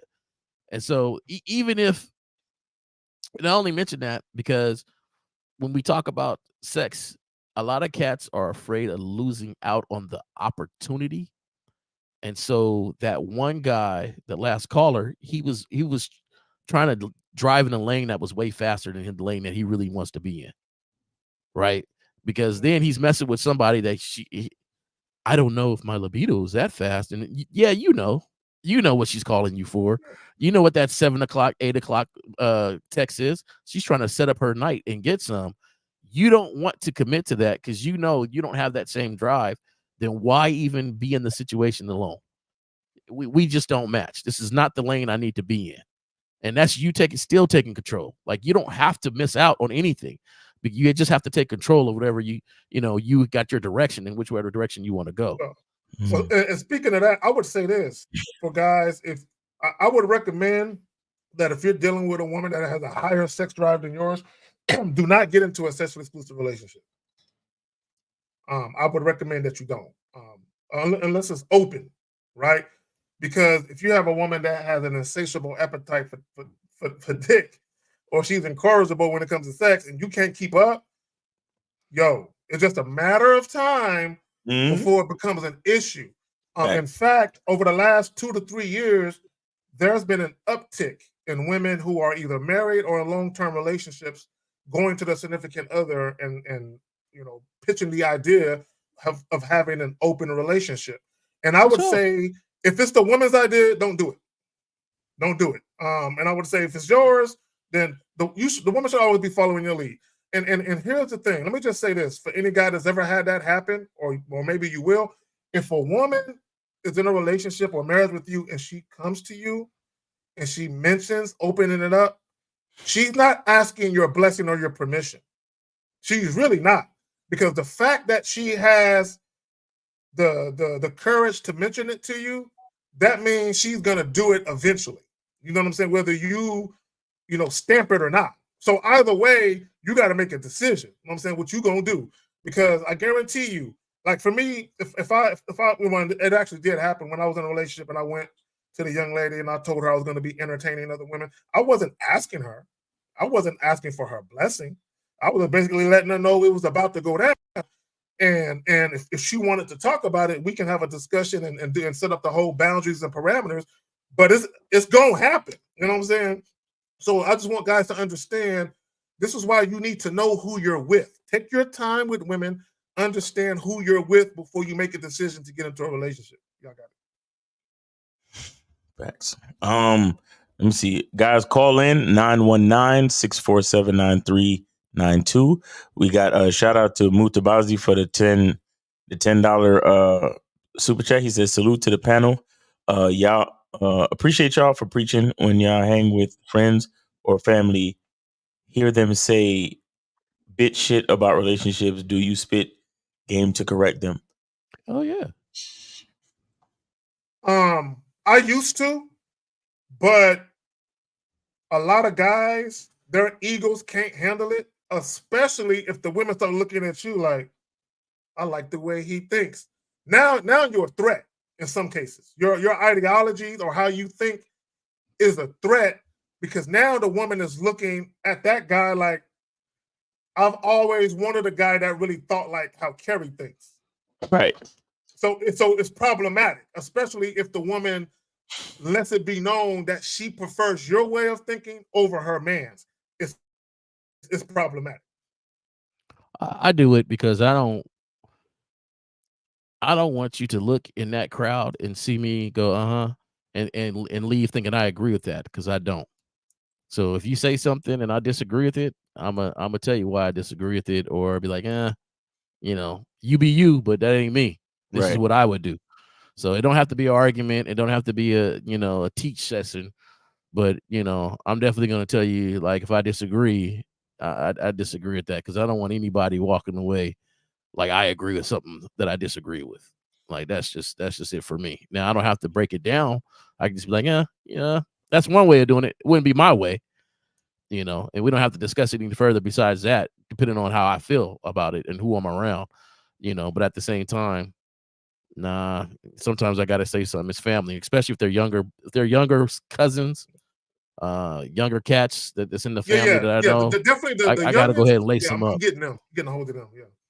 You know, Hold on, real quick, J. Roman. Let me say this: for you guys that are asking questions, if there's not a cue in front of your question, I'm not reading that shit, because what that's going to do is put me in a situation where I got to read all of this shit. So if you want your question answered and you want it to stand out, put a cue in front of your shit and repost it. Put a cue in the chat, guys. Yeah, my last thing is just read the room, man. Like everything ain't got to be a big discussion every time. Like just read the room. What type of vibe you guys going through, going from there. Somebody emotionally breaking down and shit at a family function. Just read the room, man. It might not be the time to tell him he was wrong from the very beginning, and everything he did to his soul and core was a mistake. But anyway.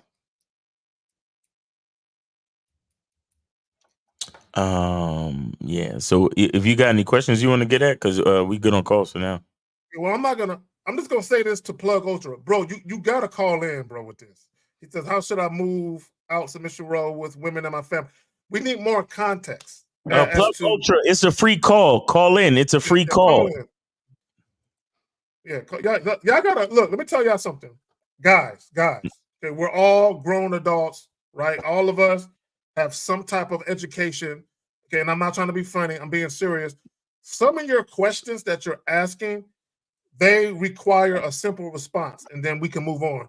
A lot of these other questions, it's really you have an open-ended question. When you have an open-ended question, you got to call in. If you have a closed-ended question, we can just respond to it, and that's that. But this, it requires, come on, man. Like, come on, man. Call in. Yeah. So 919-647-9392, 919-647-9392. Call in. So, gentlemen, are men more submissive than women? In my opinion, I believe so. I believe nowadays, men today, males specifically, are more submissive. Okay, and I'm gonna tell you why. See, back in the day, right? Now we can go back 50 years, 60, 70, 80, 100. Back in the day, women had to conduct themselves a certain way to actually be wifey material for a lot of men. Nowadays, guys are so quick to want companionship and affection and sex from women, they automatically put women in these roles that they shouldn't be in.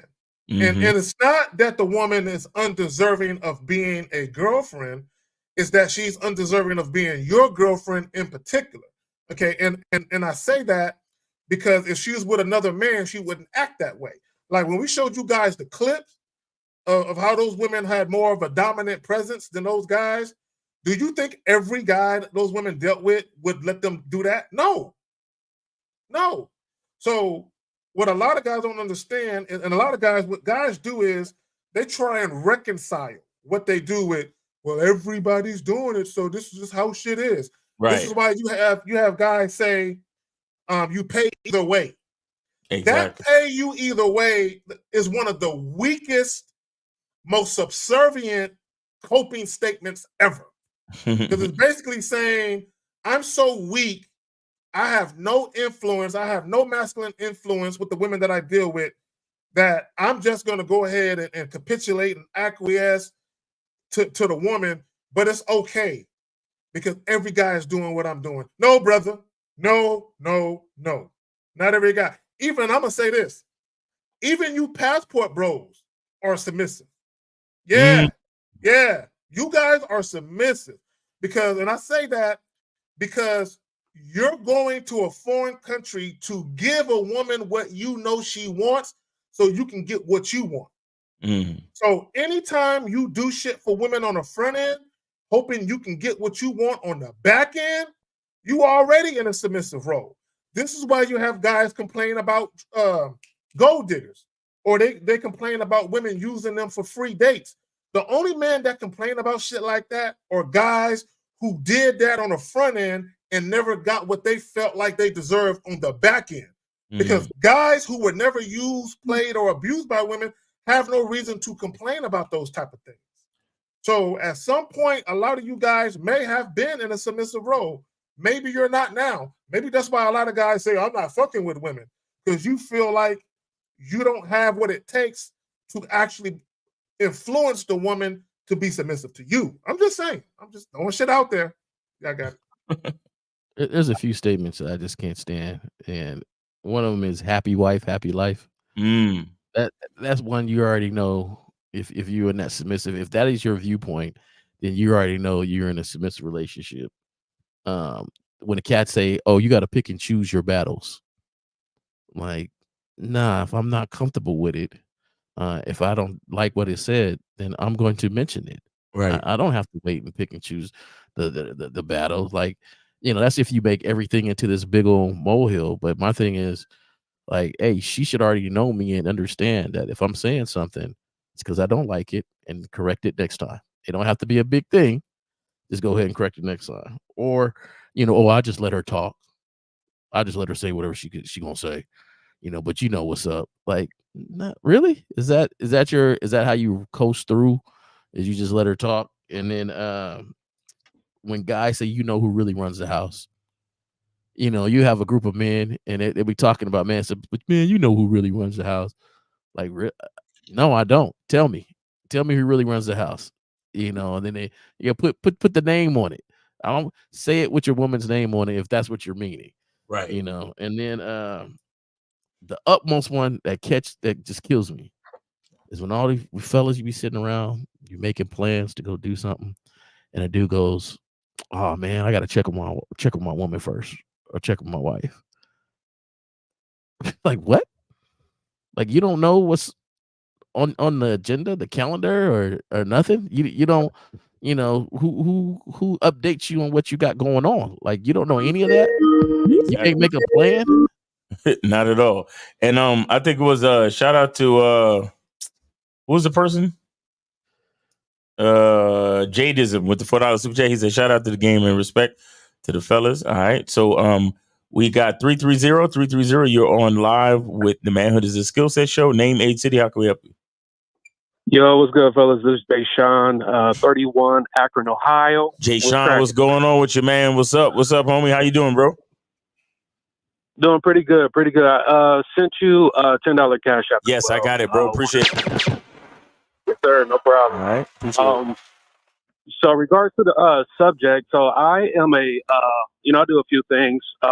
Basically, I'm a full-time Uber driver as well, and I do pretty good with it. But I drive around a lot of passengers, and for example, I get this a lot. I be driving around guys. They're going out. They're like, yeah, the wife let me out. I'm kind of in a doghouse right now, but you know how that go. And it'd be crazy that they be using shit like that to try to bond with me. I was like, no, I don't know what's that. I don't know what you know what I'm saying, because you feel me? Like they be thinking like that shit is cool. Like it's just something to brag about. Yeah, my wife let me out, or I'm in a doghouse. I'm sleeping on the couch and shit like that. Wait. They tell you they sleeping on the couch? Yes, bro. They be saying all this shit. It be wild.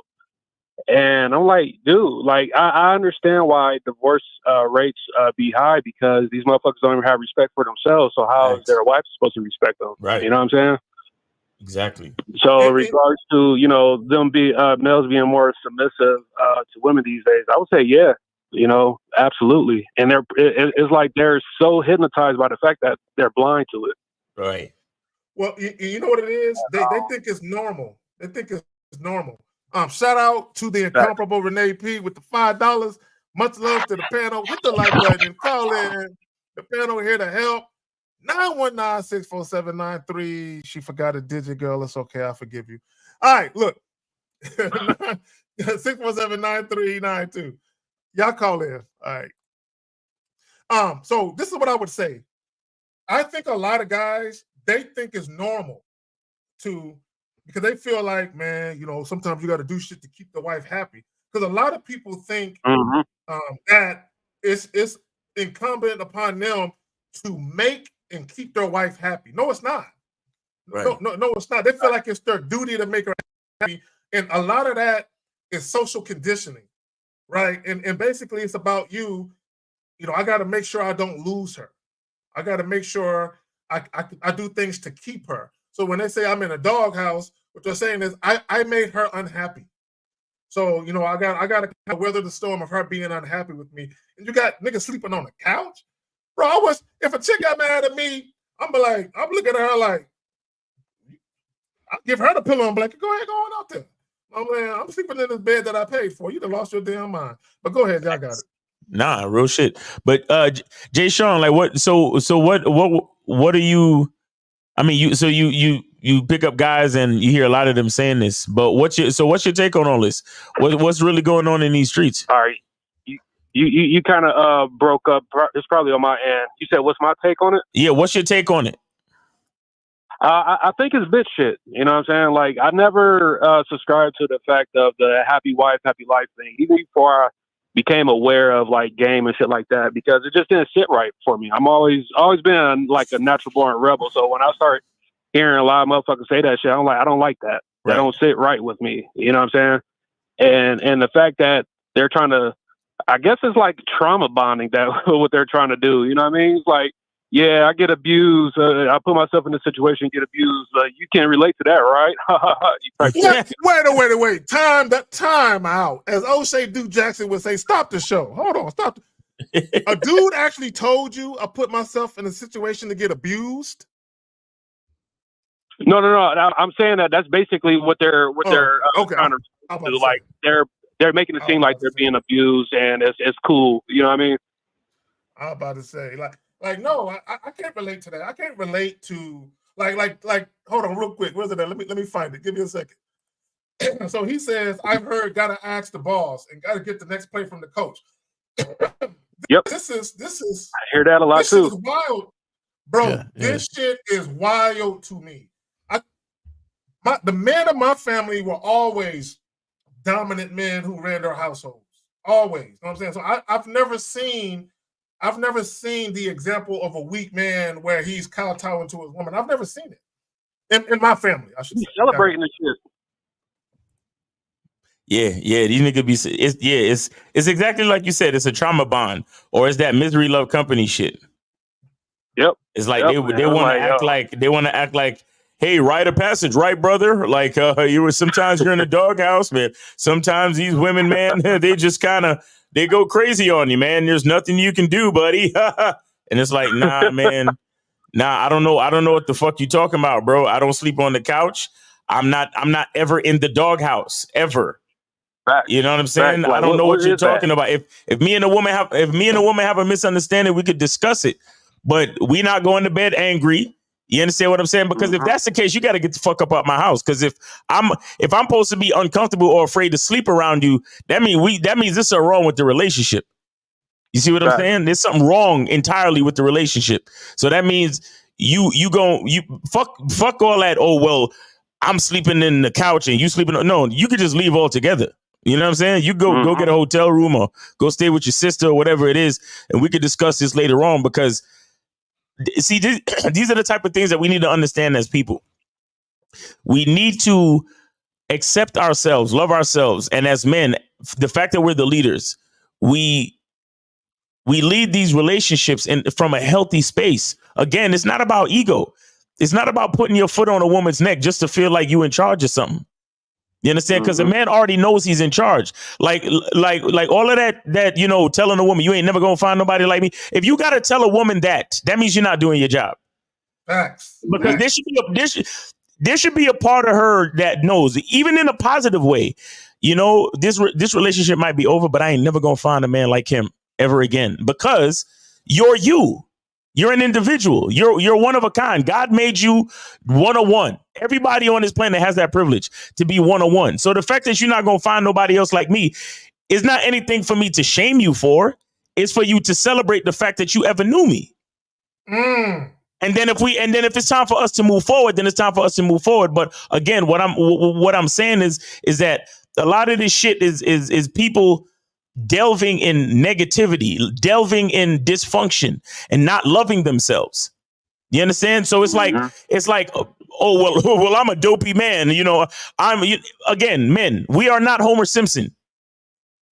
You understand? We are not Peter Griffin. We're not fucking, Al Bundy. We're none of these fucking guys that you see on TV. We're men. We're leaders of relationships. We're authorities. We're protectors. We're providers. We're warriors. We give the women the source of confidence and identity that they need to be women in the first fucking place. You understand? So all of that. Oh, you know how it is when a wife gets mad and no, I don't know how it is. My woman don't get mad at me. Facts. My woman don't get mad at me. Yo, if my woman sees that I made a mistake, she'll bring it to my attention. That's the worst that could happen. And I've been with my woman for 2+ years. And that's the worst that'll happen. She'll be like, hey, I think you forgot this. And I'm like, oh, you're right. Thank you. I forgot this. So let's get. That's it. Argument? What the fuck are you talking about? Argument? Nigga, I swear to God. As passionate as you see me on this internet, that is the max. I don't have to ever raise my voice to this decibel with my woman, bro. Ever. Because once I start doing that, we got a problem. We shouldn't be together. We should not be together. If it got to go to this point, we shouldn't be together. I get passionate on this shit simply because I know that there are men suffering out there. Simply because I know that there are men sleeping on the fucking couch and think that shit is normal. That's why I get so passionate, because I know that it's so many motherfuckers out there just like that. Just like how you say you pick up all these Uber niggas and it's too many motherfuckers telling you the same story. And you looking at them like, wow, like really, my nigga? I really have no idea what that's like. Am I crazy? Am I different? Well, I guess you are crazy, bro. I guess you are different. You're definitely one of a kind. But see, that's because you recognize that you're one of a kind. You recognize your value. You recognize that there's no reason for a woman to get angry at you or for you to get angry at your woman. Why? Because you're the type of man that you develop consistencies. You go through the vetting process. You have patience. You have patience with and discipline for relationships and for pussy. That's the problem with so many niggas. Well, they get a taste of the pussy and it's the best thing in the world. So they're willing to go through all the disrespect, all the bullshit, all the dysfunction, all the negativity, just so they can keep the woman in place, so they can have sex with the woman. If you are a real man, you already know that pussy don't define you. Facts. Let me say this. This is what guys got to understand. Number one, and I get into this debate on Facebook all the time. Because there's these goofy ass Facebook groups that I'm a part of where they, real love comes with arguments. No, arguing is not normal, guys. I'm telling you. But we live in a world or a society where people think it's normal to argue. No, what do I always say?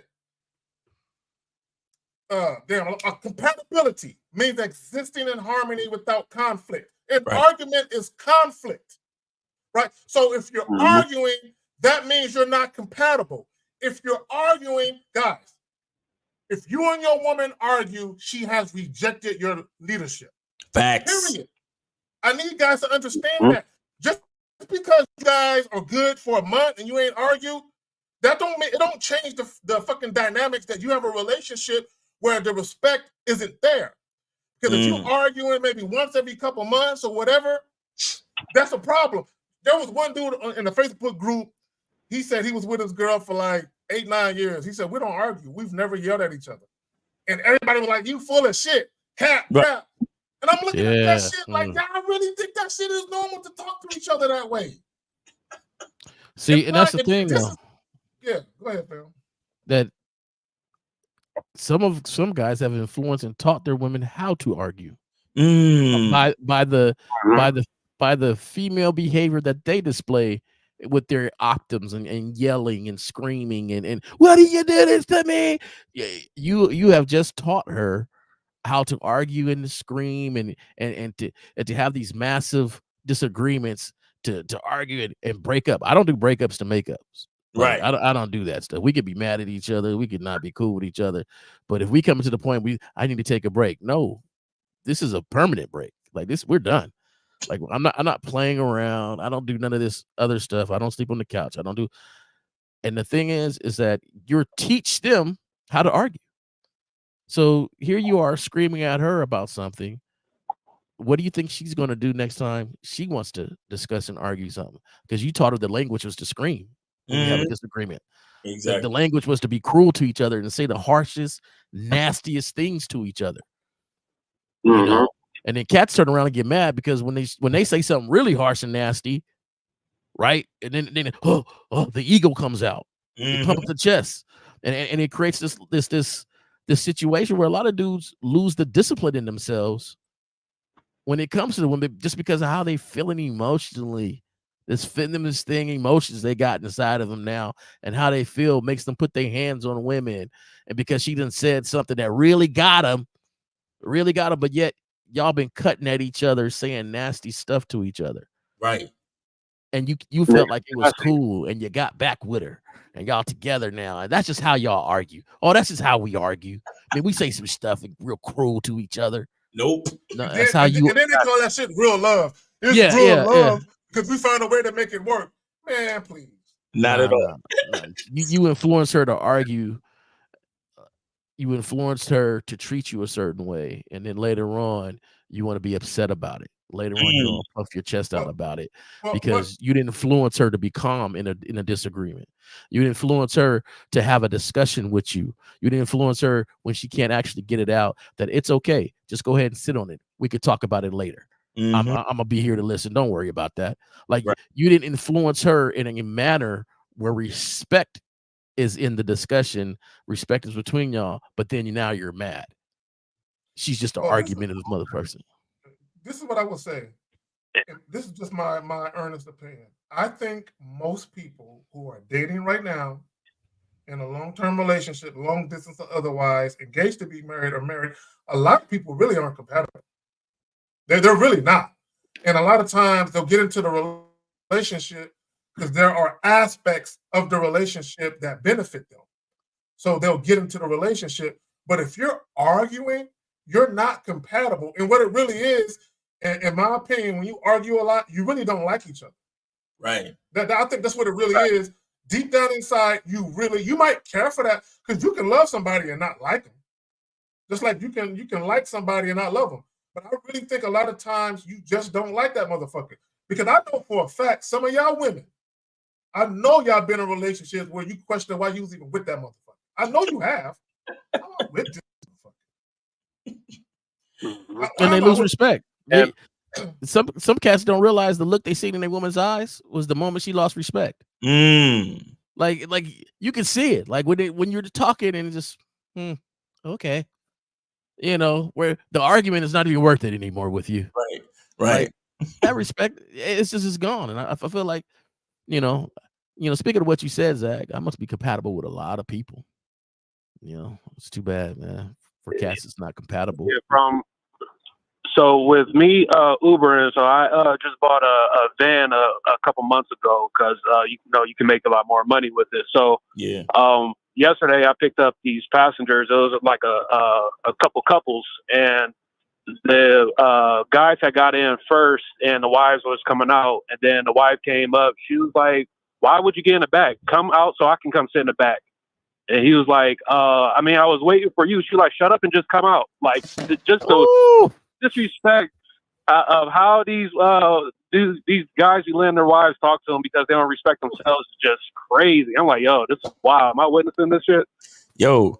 And bro, see, and this is the type of shit I was talking about the other day, and I remember I was saying some shit too, and niggas was either in the comments or in the chat talking about Miles is simping or some shit when I was talking about how I take my woman in and out the car, and even sometimes because I live in an apartment building and the parking deck is a certain level, so I will come out When she arrives, I will come out.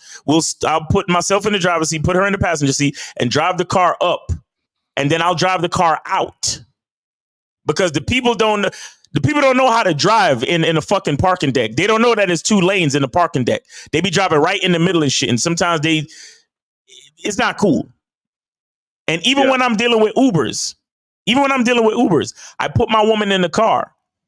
You understand? And when the Uber stops and we get to our destination, I get out of the Uber. And even if the Uber driver tries to take my woman out the car, she will not get out of the car unless I come around to take her out the car. You understand? So everything that I just explained is me developing certain consistencies in the relationship. So when the Uber pulls up, my woman is waiting for me to put her in the car and tell her where in the car to sit. So she would never even have to question how it's going to go because I'm going to tell her how it's going to go. So she'll never have to think for herself to the point where she's yelling at me and say, oh, well, why you ain't wait for me? And this, that, and the third. And are you dumb? And why didn't you do this? And bro, for me to be the Uber driver hearing that shit, I would just lose it, bro. I'd just be shaking my head the whole time. Wait. I walked away. Was somebody in the Uber talking shit to their man or something? No, all right, Jason, tell a story again. Jason, tell a story again. Yeah. So yesterday I picked up a couple older couples, and the husbands that got in the back of my van. I just bought a van a couple months ago, and they sat in. The wives ended up coming out. One of the wives was like, "Why would you sit in the back? Come on out." She was like, "Well, I was waiting for you to come out." She was like, "No, just shut up and come out so I can get in the back." And it was just wild. Yeah, she told that nigga to shut up. Yeah. Boy. See, are men more submissive than women? Yes. I would say the majority of dudes are definitely the submissive one in a relationship. Facts. I also want to add this note too, though. Like, there's some times that my woman be like, "Hey, I didn't like the way you said that out loud in public and stuff," right? Because when things is moving for me, I'm that type of person. I think 5 steps ahead, 6 steps ahead. Like, I'm always, okay, if we go this way, we can loop back around that way. We can do this. We can shut over here. I move in a circle. I don't like to waste steps. So tell me what's up. Tell me the plan. And then I can get real direct, and we know as men that when we get direct, it's just, we saying it directly. We're not saying it with any emotions. It's just like, hey, I need you to do this, blah, blah, blah. Sometimes the way they take it. Right. The thing is, though, is that I could dismiss that and be like, man, whatever. I was just saying how I said it. Like, do what I said. Because never corrects me right then in the moment. It's just later on. The respect shown for me. It's later on to say, hey, I didn't like the way. And I have to do the same thing. You have to set the example. And I think a lot of cats, they demand without setting the example, but setting the example is showing where the demand should be at, though. That's what cats fail to realize, is that when you set an example for something, and it's not setting an example for her, it's for myself and the discipline and the man that I want to be, I am going to hold you to the standard that I have for myself. Right. And so cats in the moment need to realize the work they need to do on themselves, with doing certain things. Like, she don't sit down and we go to a restaurant because she knows I want to sit in a certain seat, and I want to position myself a certain way so I can look. You walk down the street, I'm walking on the outside. There's no need to combat that. There's no need to automatically, do certain things. It's because it's done so consistently that we set the tone for our standards and how we want things to be done. And that's the influence that should be out there. So there's no way that she should have said, talk to him like that in any fashion. So, oh yeah, that's sad. But another thing I'll tell you, man, and this is my last thing with this thing, because I don't. As you say, you bought a van and you make more money. You might want to think about, I don't know how you are in business and things like that, getting you a like a SUV type vehicle, one of the bigger vehicles, and start your own company for driving, because you seem to like driving, but the private companies where people can call you, car service. That's what I'm trying to say. Thanks, Zach. A car service. Oh yeah, that's what I'm on. So that way you take all that money and Yeah. I didn't hear what you said. What'd you say, man? Oh yeah, it's the delay. Yeah, I got this van so I can try it out, see if I can make more. Cause like got a Tesla, I make almost 100K doing Uber here. So I'm like, well, shit, let me go ahead and see what this minivan hitting for. But up here in Cleveland, we don't have like a Uber Black SUV. We either got Uber Black or Uber XL. So I'm actually investing in a few vans here in a few weeks. So I started Transportation LLC a few years ago. You know what I'm saying? I'm about to start getting some drivers and shit too. Yeah, yeah.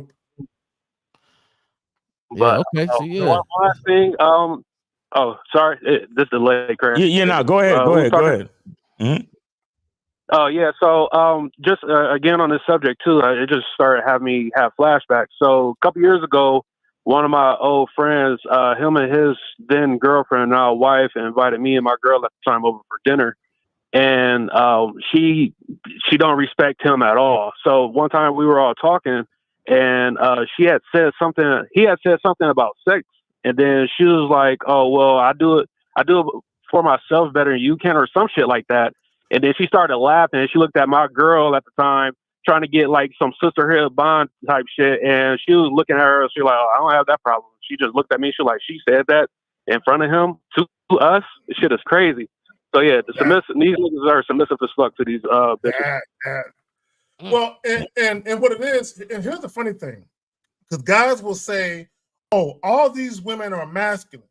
Okay, here's the problem. Okay, and I said this I think last week.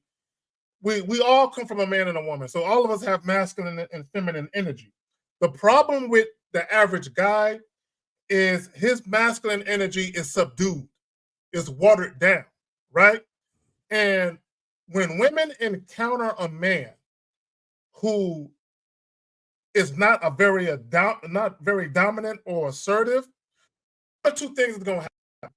Either she gonna leave him alone because she prefers a more dominant, assertive, masculine man, or what's gonna happen is her energy is going to overcompensate, right? Right. So if he is more feminine than masculine or has a lot of feminine energy, she has to compensate for that because there is no way she can keep her feminine energy because she might as well be dating another girl if that's the case. So what happens is she overcompensates because in her mind, whether it's conscious or subconscious, she needs that assertive, consistent type of energy, a decisive type of energy, order. She needs it, right? So a guy who's not a very masculine, dominant, assertive guy, she isn't getting that, at least not consistently. So she'll overcompensate with her masculine energy and it'll come out because somebody got to lead. Somebody has to make decisions. Yep. So if you're not, she has to. And women can say what they want, but that's not the position they want to be in. Is in their love life or their romantic life is to have to play that role. So a lot of times they'll begin to detest that man, even hate that motherfucker. And it comes out in the way that they behave in public, telling them to shut up, making fun of them because they don't like them. They hate these motherfuckers secretly. Y'all got it. Yeah, man. But Jay Sean, I give you the last word before I let you go, bro. All right. Well, no, appreciate y'all. Y'all, man, look, this Saturday was a little slow for me, so it was good to sit back and chill for a little minute and listen to this game. Yes, sir. I know you guys be having some callers call in sometimes talking about like working and stuff like that. Listen, y'all listening, go ahead and sign up for Uber. You know what I'm saying? Like I make like 8 to 10K a month doing Uber now. And then if you got another business, it's a great way to network and drive traffic to that business as well. You know what I'm saying? So, you know, like I would, that $20 ride go from $20 to a $2,500 video marketing project because I drive around a lot of business owners. So, you know, just putting that out there for the listeners and all that, you know what I'm saying? I appreciate y'all. Y'all enjoy the rest of y'all weekend. Happy Easter if y'all celebrate that. And appreciate y'all. Peace out. All right, Jay Sean. Hey, man, you already know what it is, bro. You stay safe out there in them streets, brother. Appreciate it, y'all. All right, man. Take it easy, man. Yes, sir. Yeah, Jay Sean. Shout out to Jay Sean. Jay Sean actually he filmed Donovan Sharp's previous CME seminar. So that's so I know that brother. That's a good brother right there. Big things. Yeah, he's a good dude. You got the video joint. Yeah, no, and hey, listen, don't be look. A lot of y'all niggas be focused on the wrong thing. You be looking your nose down at a nigga that drive Uber. Nigga, I remember when I used to drive Uber. And then at the time I was doing a lot of photography and videography. I was getting jobs upon jobs fucking with Uber, bro, because it's nothing but networking. Because you end up talking to your passengers, and then it's like, oh yeah, I do photography too. Check out my Instagram, and they be checking out my Instagram. Oh shit, you do good work. My friend got a baby shower, or my girl got my sister got a wedding coming up, and I'm making money while I'm making money. So please do not shit on our Uber drivers, our truck drivers, and certain other people, man, because a lot of people, y'all be focused on the wrong thing. And notice what he said. He got a Tesla, and he make six figures a year doing that shit. You understand what I'm saying? So don't be sleeping on Uber drivers. And shout out to Saint Diaz for the $5 super chat. He said, salute to the panel. This some real ish. I saw a cat get his drink snatched by his woman right in front of me. He proceeded to say nothing. Yo, guys, I'm telling you, as men, we gotta set the stage, set the tone. We got to carry ourselves a certain way, and these women will follow the lead. Maybe we can't save every woman, but the ones that matter will follow the lead. The ones that are actually women will follow the lead. You understand? But it's up to us to set the precedent, and to set the tone. Yeah, I feel like we're in a position now because a lot of dudes did not say a lot of things that they needed to say in the relationship. Exactly. Right. So one of the mistakes I feel like a lot of dudes did is they'll break up with somebody or leave somebody and not really tell them why. Right. Instead of during the relationship saying, hey, this is an issue right here. This is detrimental to our relationship. So that way the woman knows that when he left, it wasn't because he couldn't handle this strong woman. It's the fact that you didn't know how to be quiet. It's the fact that you didn't know how to follow instructions. The fact that there's certain things that you did that he told you, hey, it's not going to be cool for us, that you can work on later on. And I think that's the thing. If you fail to take the role of manhood in any situation, you're making it harder for other people. But it starts from the beginning. See, a lot of guys don't understand. It starts from the beginning.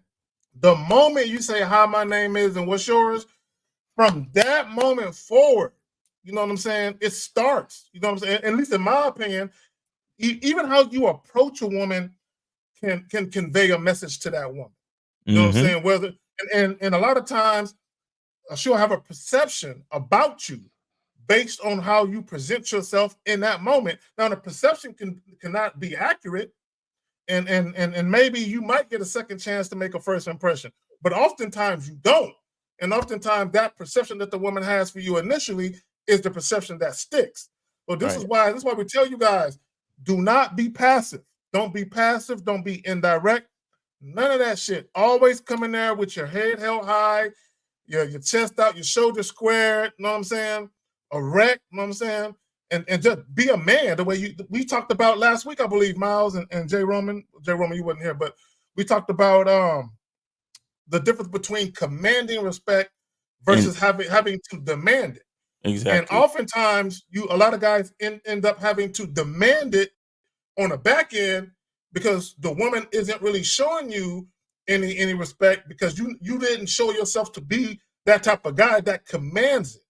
Exactly. You know what I'm saying? So come out the gate being a motherfucking man instead of having to turn yourself into one later. Because what happens with some guys, if they listen into the Real Game No Theory podcast, myself, Macario, Miles, and everybody else, on their channels and other shows, is after the fact, you try and get some help. Shout out to the Masculine Identity Membership.com. Yeah, you might get some help and you might learn some shit, and now you can go reinvent yourself and be that man you should have been. But here's the issue: you got to drop that woman though. And then and literally get a fresh start with a new woman once you actually learned how to be that type of man. Because here's the thing: once a woman has a perception of you, especially if y'all been together for months or years, you cannot introduce her to the new you.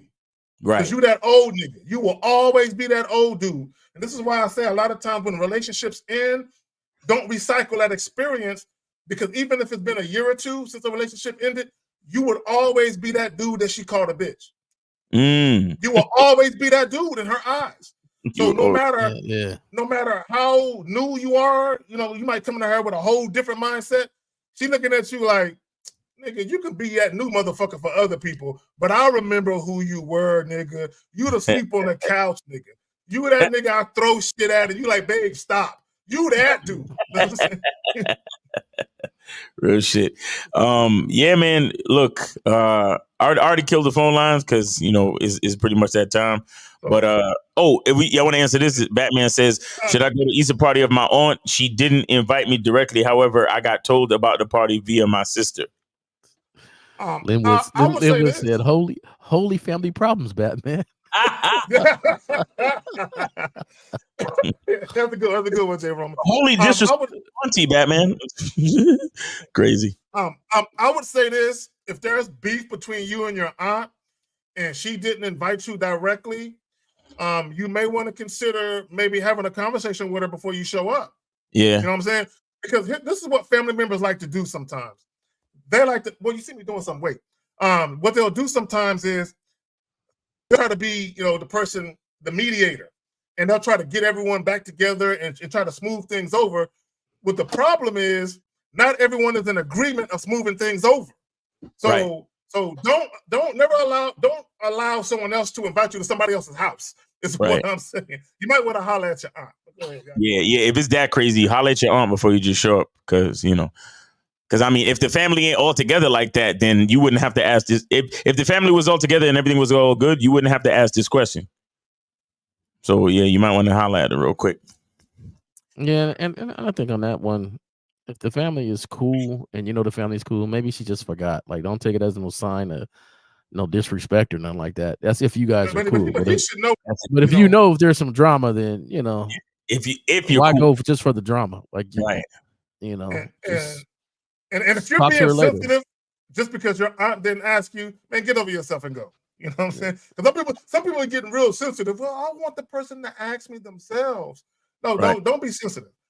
So he says, I'm Muslim and having sex in my religion. It's harem. My question is how to seduce and influence women without having. Bro, okay. This is one of those you need to get on a membership. Maybe you need some coaching so we can have a better understanding of how you think and why you think the way that you think, but also the fact that if you are a Muslim, there may be some situations that have you thinking a certain way that maybe interfere with how you move with women because of your beliefs. Well, we need to kind of know the ins and out of that, right? Because there's no way we can answer that in totality or in detail right now. Yo, my thing is this. Sex is too important in a relationship in general, right? What am I saying? Am I saying that sex is all about, I mean, that relationship is all about sex? That's not what I'm saying. But me personally, I can't give that type of advice to nobody. You understand? Because in my opinion, if you don't establish sexual compatibility early on, that's when you lead to problems of a sexless marriage and all this other shit, and your woman giving you excuses, talking about I got a headache and I'm not in the mood and all this other shit. Sexual and physical compatibility is a paramount as far as setting consistencies in the vetting process and all that other shit. So if you Muslim and all that, you probably need to go speak to your elders in your church and in your mosque, my nigga. Like, seriously. Yeah, y'all dry hump or something? Like, what do y'all do? Like I don't know. I mean, like, what degree of not have is there anything y'all do? Like, I don't know. Like, but I agree with Miles, man. Talk to somebody that might be cool. Because I know some of the older ones are very, no matter what. Yeah. But, find somebody that's cool you could talk to say, hey, you know what we go through. This is the thing I want. But influence, because you broke it up to seduce and influence. And my thing is influence. Influence that has nothing to do with sex to me. Influence is maintaining who you are and communicating that in a way in which, she understands and can ride with that. Now, the sex part of that, how to do that as far as seduction, I would say get with somebody that's been through it like you've been through with that. But Well, I'm starting I off would too young. say about influence, because you can influence a woman non-sexually. Of Right? course. When you talk about emotional bonds and emotional connections. So my thing to Miles's point, for me personally, this is why I don't deal with women who are not sexually attracted to me. And I really don't care to deal with women who try and stall me out for sex and try and make me wait and try and have me. I don't care for that, because my thing is, if you have this need to want to control access to you sexually, that could potentially present problems later on in a relationship, where if you're upset or angry, you're going to do the same thing. Okay, this is why we tell you guys that in the.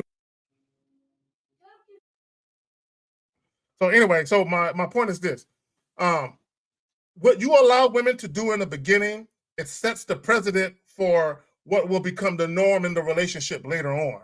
Right? So my thing is, this is what you don't want. You do not want your sex life with your woman tied to you doing things for her first. That's what I'm saying. You don't want it tied to dates or date night or spending money or taking trips. You don't want the sex tied to any of those things.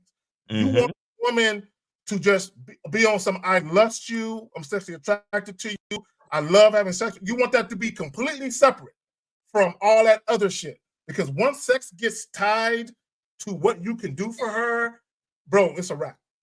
Exactly. Now we go to the next one. All right, that's it. That's the last question. Oh, that's it. All right, cool. Well, guys, make sure you get with us tomorrow, 12 noon. Real Game No Theory featuring Mr. 1950, Steve the Dean Williams, Mr. Lucario, K. Zagan, and myself. We still on regularly scheduled programming, even though it's Easter Sunday. So I know a lot of y'all might have to go to church or whatever it is, but we still gonna be rocking. So mess with us. Put the AirPod in one ear while you listening to your sermon on Sunday at noon. You feel me? So still rock with us. J. Roman, I know you got shows on Monday with Mr. 1950. Oh yeah, on Monday, 1950. I think we got a guest coming on. Zach, you coming on this Monday with us? It's Mac and Monday. We go over a lot of different things. Place you can call and actually get what you want to say to her. Real quick, I want to announce this. Under my videos going forward, including this one, and also on my website, there's a new link where it's a calendar, right? Where you go in there and you just pick a day. So whether it's a phone consultation or a Zoom consultation, so now you guys can just set that up, where it's easier to just boom. If the time slot is available, plug that shit in. But let me say this to you guys, because I've had this issue as of late. Your spot is not solidified until you make the payment, right? So and let me say this, and let me illustrate my point a little further. So if you hit me up,